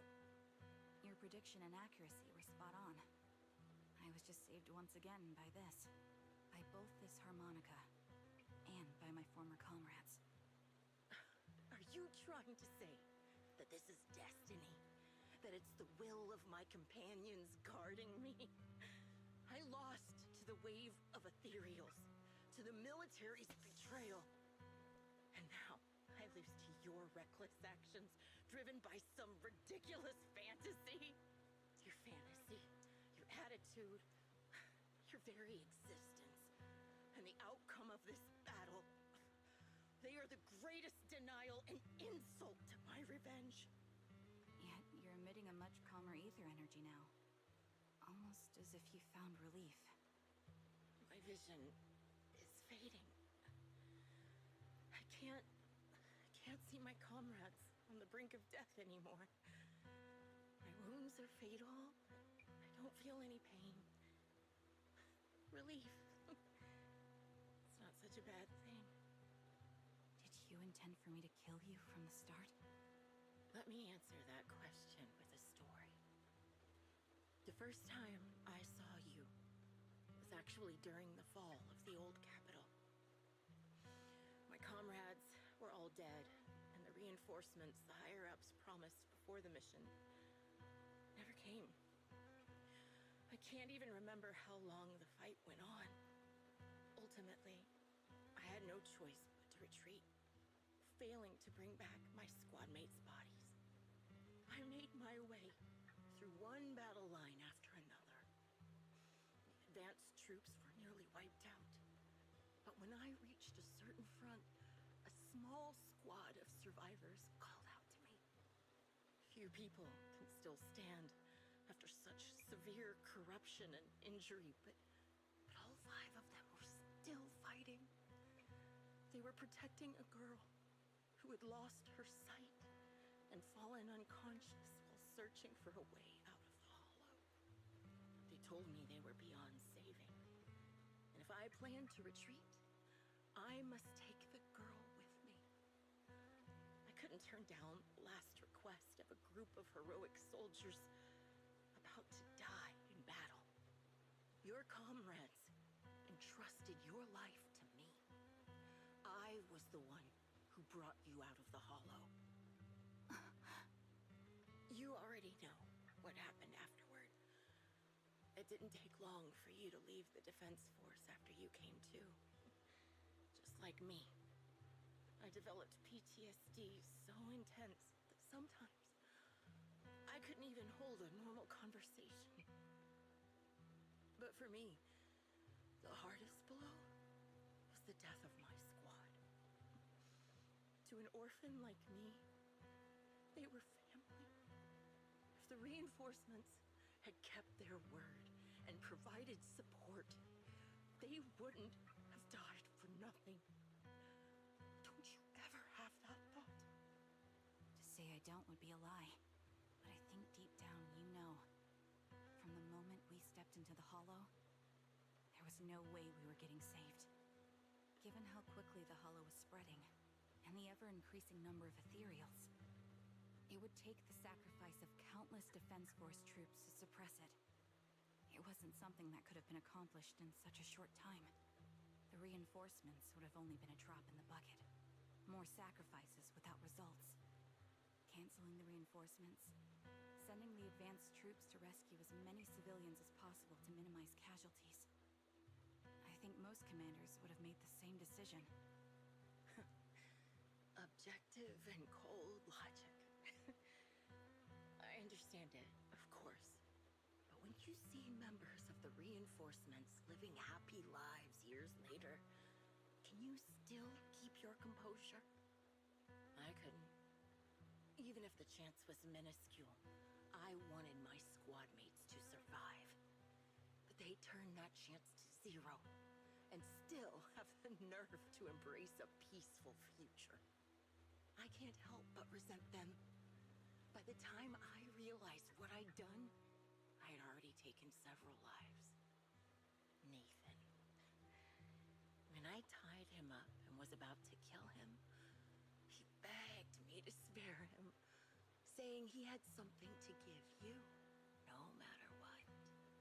That was when you re-entered my line of sight. I think I've said this before. We're very similar, yet we have completely opposite beliefs. After meeting you, I became even more certain.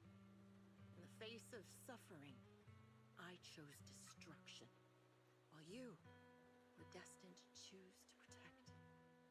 But you're still entangled in your obsession with your squad mates. If this continues, you'll eventually sink into a void of despair. Your hope is like a bubble, ready to burst at any moment.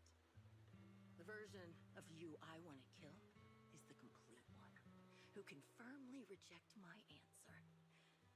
If you haven't found your answer yet, then I'll be the one to push you forward. I kill you, or you end me. Either way works.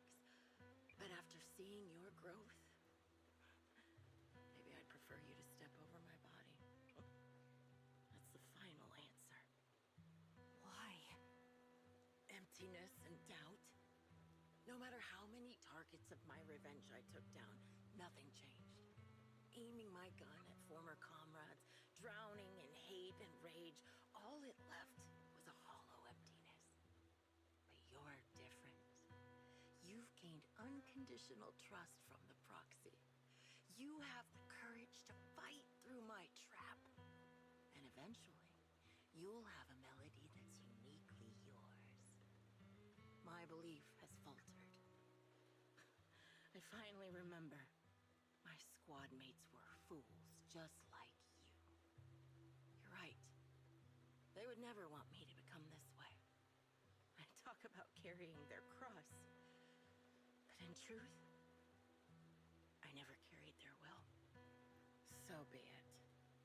Take the hostage and go. A villain stained with the blood of others deserves nothing but a miserable end. I'm looking forward to how long you'll be able to protect those in front of your eyes. Ron doesn't leave. Instead, she kneels beside Grim Vulture, picks up the bullet-marked harmonica, and begins playing a melody titled Homecoming. The melody briefly takes over the roaring downpour, reaching the ears of the Grim Vulture as she lies bleeding out, barely clinging to life. A faint glimmer appears in her empty eyes in her final moment. It can still be played after taking a bullet. Impressive. This is my final melody to you. No matter how miserable you've become, I'll still remember you. Remember we once shared the same path in life. But in the end, our paths diverged. Your hatred has long twisted into sin. But if not for you, I wouldn't have learned how to hate, or found the true targets of my hatred. I used to know nothing. My teammates served as my teachers and taught me so much. And I think You must be my final teacher. You taught me, in the most intense way, what hatred truly means. Really? So you found someone you want revenge against, too. That's good. The melody of Homecoming plays on as the girl endures the agony of the ocular rejection, struggling to make the harmonica's notes rise above the sound of the rain. As the last note... Oop, fucking... Jesus. Some of those are not timed correctly. It's fine. Rip.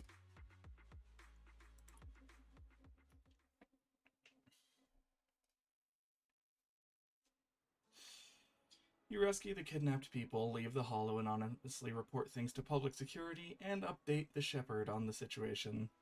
This series of tasks that need to be done after such an intense battle leave you dizzy. After requesting to meet the client with Shepherd, you receive his message, calling you to Port Elpis. Proxy, we've arrived at the port. According to Shepherd, he, the client, and the rescued Jesse and Aaron should all be here. Let's go talk to them.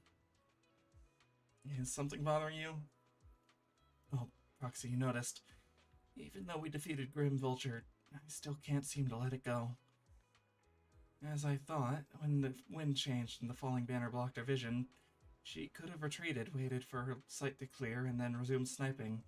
If she had done that, I would have no chance of winning. But her pride wouldn't allow her to take an action that implicitly admitted her tactics were inferior. She still chose to engage in a shootout with me despite her blind spot. Doesn't that just prove your strategy was successful? But after realizing she actually wanted to die, I started to wonder, was my course of action something she deliberately led me into?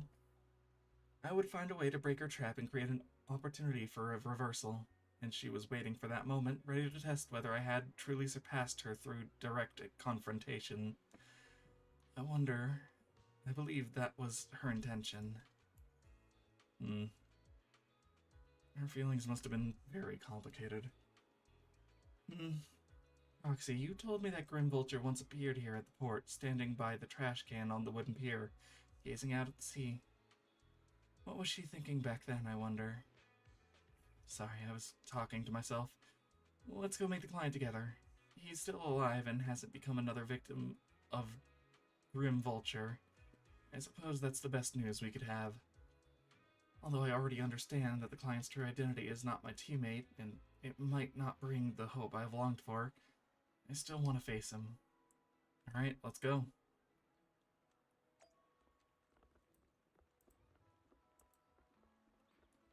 What? Cat. Oh! An ordinary, unremarkable trash can. There was only one reason for stopping in front of this trash can. The first time Grim Vulture was seen, disguised as an ordinary person, she was standing silently next to this trash can, gazing out at the sea. Lifting the lid of the trash can among the pile of crumpled food wrappers and discarded ether batteries smelling of seawater, you find some torn pieces of paper scattered here and there. It was easy to identify them as pages from a notebook that had been deliberately torn apart. It seems that what Grim Vulture discarded in here wasn't just ether batteries. You quickly sort and piece together the torn papers. Now, the contents are fully readable. Seems to be a diary. The captain came to talk to me again today. Ever since I took down that elite ethereal in the last mission, the word's been spreading about Nemesis Squad having an ace sniper. It's quite troublesome. A bunch of rookies went to the captain saying they wanted my guidance to improve their sniping skills. Are they underestimating what it means to be a sniper? They really think sniping is something you can just pick up whenever you feel like it? I've dedicated every waking moment of my life to training, all to become a sniper capable of taking down any target. Without the resolve to take another's life, you'll never become a proper sniper. The codename Grim Vulture represents the weight and bloodshed behind sniping. Like a vulture feeding on corpses, I hunt for death, wrapping myself in its scent. I was going to turn the captain down, but Peregrine told me that I had been too tense lately and should try to accept the captain's proposal. It would give me the chance to socialize and mingle. I guess I'll just think about how to teach these juniors. Though honestly, I feel snipers should just let their guns do the talking.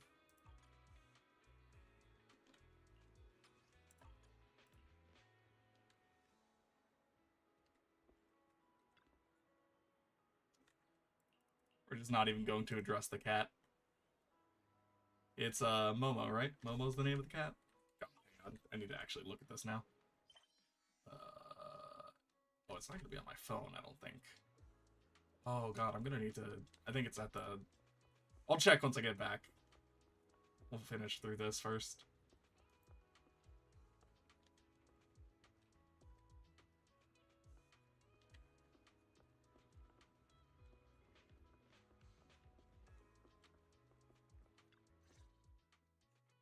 So you're the sniper from Liar Squad. It's nice to finally meet you. And you must be the one who's been searching for me. Nathan, the younger brother of Lethe. It's good to see you safe and sound. That's right. I'm sorry for causing all this trouble. I nearly cost you your life, becoming a target of a victim from the fall of the old capital. Maybe that's what I get not helping my brother and the rest of the defense force back then. When the reinforcements decided to retreat, I spoke out against it. I had family among the soldiers already in the Hollow, but I didn't have the courage to take that step. The one that might have cost me my life. I'm sorry. You don't need to feel regret or apologize. The outcome wasn't something you could have controlled. You cared deeply for Lethe. And even today, you still think of him. To someone like him, who always cherished family. That's more than enough. Thank you. I heard you've been searching for the members of Liar Squad all these years. I'm nothing compared to your determination. Thank you for everything you've done, but please stop the search. It's time for you to start living a life that's truly your own. I hate to say this as a family member, but back then, they were already... I know. You don't need to say it. I've been drowning in a fantasy of my own making for years. But it's a fantasy that kept me from falling into the abyss. Nathan, Grim Vulture told me you have something you want to give me. Is that why you commissioned someone to find me? Yes. After learning about the bond between you and your squad, I knew I couldn't live with myself if I didn't get this to you. So I got on my knees and begged Grim Vulture, even playing this recording for her, hoping it would move her. Regardless of how things unfolded, what matters is that it wasn't destroyed, and I'm here, alive, to hand it to you. Nathan rummages through his jacket pocket and takes out a slightly worn tape.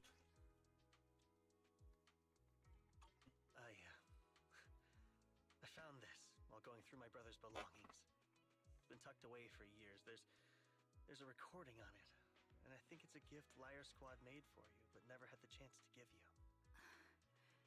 Thank you so much. Do you mind if I listen to it now with the proxies? With me and Belle? We're honored. I thought we were just here to collect the commission fee today. Go ahead. As for the commission fee, I'll pay it to you both shortly, so don't worry about that. Nathan takes a step back. Charon looks at you, her lips seeming to tremble slightly. You gently hold her hand, feeling the warmth and strength in her palm. She presses the play button. Hey, hello? Alright, it's a recording. This is a message from Liar Squad for our little sniper. Everyone ready? I'll count down. 3, 2, 1. Congratulations on your 1000th day with Liar Squad! Hey, you guys are totally out of sync. Captain, can we redo this? The anniversary gift has to be perfect. That's our assault specialist, Acheron. She has a strong sense of aesthetics, prioritizing beauty in both combat and her daily life. She taught me a lot about makeup and fashion. Oh, she won't care if we're a little off. Forget the re-records. Let's just get it done and order the cake. We don't want him to sell out. That's our medic, Kakaitis. He's usually lazy and a bit of a smooth talker, but he's actually very capable and kind. He taught me a lot about unconventional negotiation tactics and ways of handling things. You two, stop arguing during the recording. I've already ordered the cake. If you keep rambling, we really will have to re-record this. Cut the chatter already. And that sticks. A reliable artillery specialist. He's the oldest in the squad. He loves sharing photos of his daughter and reminiscing about how he wooed his wife. The way he won her over inspired me a lot. All right, let's all calm down. Wouldn't want to get on the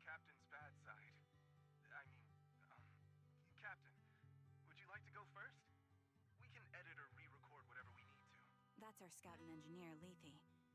He's a bit self-conscious because of how his younger brother excels, and he's somewhat introverted. But he's actually very capable. He taught me sharp observation skills, calm execution under pressure, and how to make use of the environment. Okay, thank you all for settling down before I completely lost my cool. It's fine. No need to cut anything or re-record. Let's just keep it as it is. Loud and messy, just like our Liar Squad. That's our captain, who took me in and taught me how to play the harmonica. And the real Charon. I'll make sure to explain properly to you later, Proxy. As you've heard, this recording is a little gift from the five of us. How time flies. When I brought you into the squad about 2.5 years ago, you were just a shy kid who blushed whenever you talked to someone. Over these 1,000 days, you've really worked hard to keep pace with our fighting rhythm. You've done incredibly well. In the last mission, your successful sniper kill of that high-risk ethereal really helped Acheron a lot. I hate to say it, but yeah, I went too far in last time. Thanks for getting me out of that mess. Just this once, I'll admit, your moves were more elegant in that fight. And not just that fight. Ever since you became a quicker shot and learned to adjust for wind speeds on the fly, we've been taking fewer and fewer hits. Makes my job way easier. So, cheers. You often worry about not doing enough.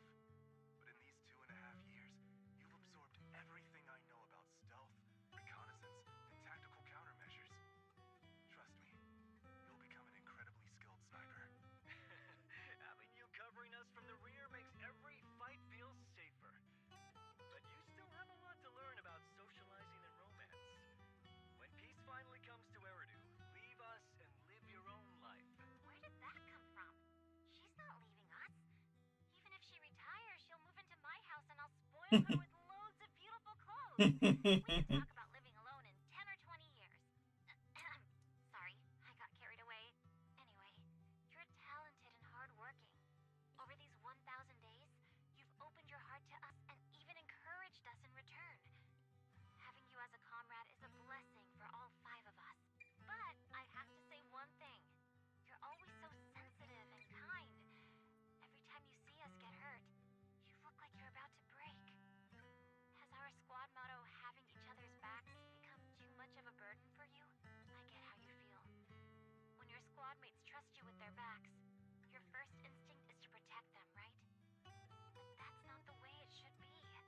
No one can shoulder everything alone. Don't try to carry everything on your own. Choosing to fight on the battlefield is my resolve. Feel it. Share yours with me. And when it's your turn to watch my back, I'll give my all to honor it too. As long as you fight with all your strength, there's no such thing as failing to protect something. Because your will and our will is preserved and carried on in other ways. But don't let that weigh on you. Try to trust in us, just like we trust in you, no matter what. I've struggled with that kind of thinking myself, but I eventually made my way through it. All this talk of camaraderie, of keeping each other safe, it's like a harmonica melody scoring our time together. Even when things change, our tune will go on, and that's enough. Exactly. Honestly, I'm sometimes terrified. Afraid that someday you'll blame yourself for failing to protect us and fall apart. That's why I wanted to record this message. Please, don't try to bear everything alone. Maybe you can start relying on us more, fully entrusting your vulnerable side to us. Our will has long been intertwined with yours. We're comrades. This is getting way too sentimental. It doesn't feel like me anymore. Anyway, we just want to see you trusting your comrades enough to share your burdens, even if it isn't us. Finally, we'd like to give you the song that's closest to us. If what we've said is hard to understand, just feel it through the music. Please, enjoy my masterpiece, Homecoming. The old cassette plays a familiar tune. Its sound crisp and clear, as though it were recorded just yesterday. When the music fades, the tape goes silent. You turn to the woman who calls herself Charon, as she desperately wipes away an uncontrollable tears. The harbor wind ruffles her hair, and then, at last, she lifts her head. Proxy, do you remember? I was once terrified of seeing the look on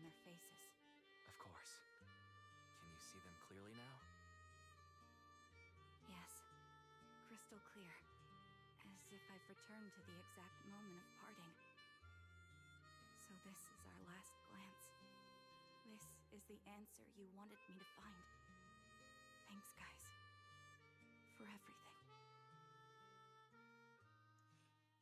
After meeting with Nathan, you spend a long time with Charon at Port Elpis, letting the sea breeze wash over you. You don't say a word, because you both know it'll be soon time to part ways. As the temperature begins to cool, you head back to 6th Street with her. Proxies. No. Lies. Belle. I've troubled you two a lot these days with my personal affairs. Words can't describe what you've done for me. No worries. Honestly, my brother and I have been a bit lost recently. Meeting you, though, well, it feels like we've known each other forever. Doesn't it, Wise? Yeah, we've learned a lot from you, too. If nothing else, spending time with you really cheered us up. Perhaps we've always shared the same resolve. Yeah. When I was trapped in self-doubt, unable to get out, I'm glad you were there with me. You're right. We've already entrusted our backs to each other as comrades. And because of that, because we are comrades, please, hear me out. Maybe you've already noticed. I'm sorry, but I've been keeping something from you. Charon isn't actually my codename. As I mentioned before, Charon was my captain's codename.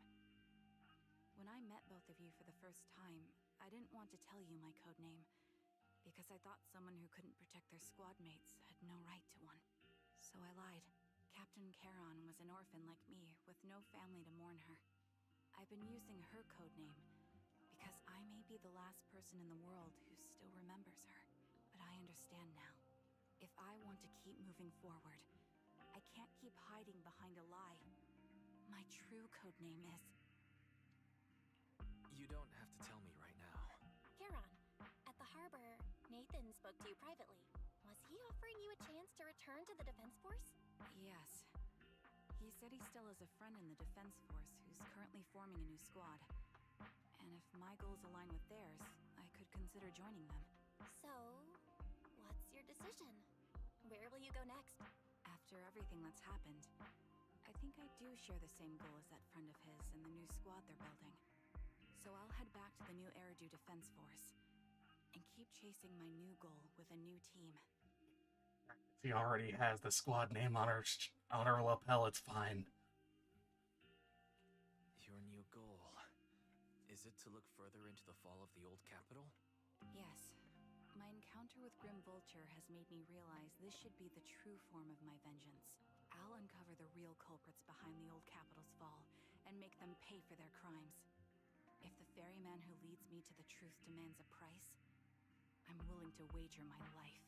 I have a gut feeling the masterminds will reveal themselves again soon.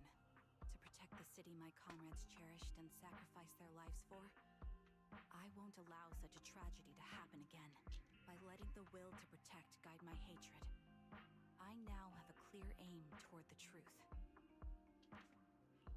That's what I thought. If that's the case, then for now, we shouldn't learn your true code name, nor entrust our backs to one another. Are you saying we're on opposite sides?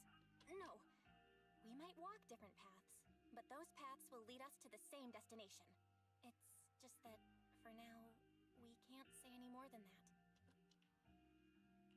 To be honest, after facing an enemy as ruthless as Grim Vulture, we're reminded of our own powerlessness.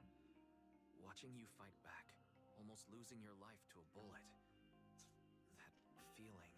We're nowhere near strong enough to protect you. And we're not strong enough to open up about our pasts either. Sorry. Without a second thought or hesitation, Charon takes hold of each of your hands and brings them together at her chest. If this is your slightly selfish principle, I'll respect it. You were once my proxies, and I'll keep this memory locked away as something I cherish.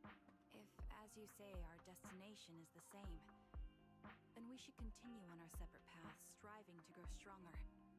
The next time we meet, I'll reveal my true codename. I hope we can become true comrades. I want your presence to forever remain in the melody of my life. Yes, it's a promise. We'll cross paths once again, Charon. You watch the woman who calls herself Charon walk further and further away. The Defense Force soldier waits for her at the end of the path. Hello. I'm the sniper from the former Liar Squad of the Chrysoberyl Division, recommended by Captain Nathan, originally of the new Eridu Defense Force's Obsidian Division, Impera Squad. Yeah, I heard about you from my superior. You're the one who dealt with the serial murders targeting the Defense Force, right? Well, the new Eridu Defense Force is ready to welcome you back. Let me confirm a few details before taking you to base. Which squad are you applying to join? And did you have a code name during your previous service? I'm applying to join the Obsidian Division's Obel Squad. As for my codename, Trigger. I was Trigger of Liar Squad.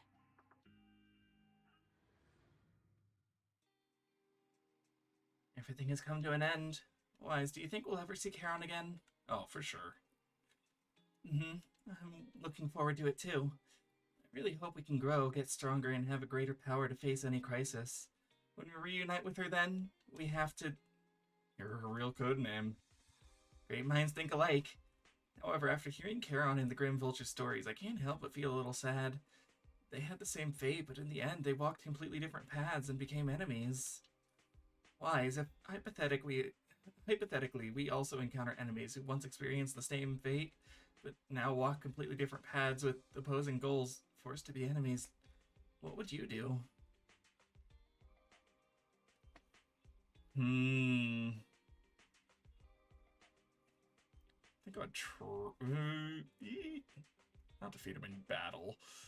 Yeah, I would try to seek mutual understanding. It sounds like something you would say, Wise. If that time ever comes, I'll join you in seeking understanding as well. We Faithin should face everything together, right? After everything that's happened, I feel pretty exhausted. You must feel the same, right, Wise? How about we take a good rest first? The commissions from Shepard won't be as easy as we've been having it before, you know. Take a break.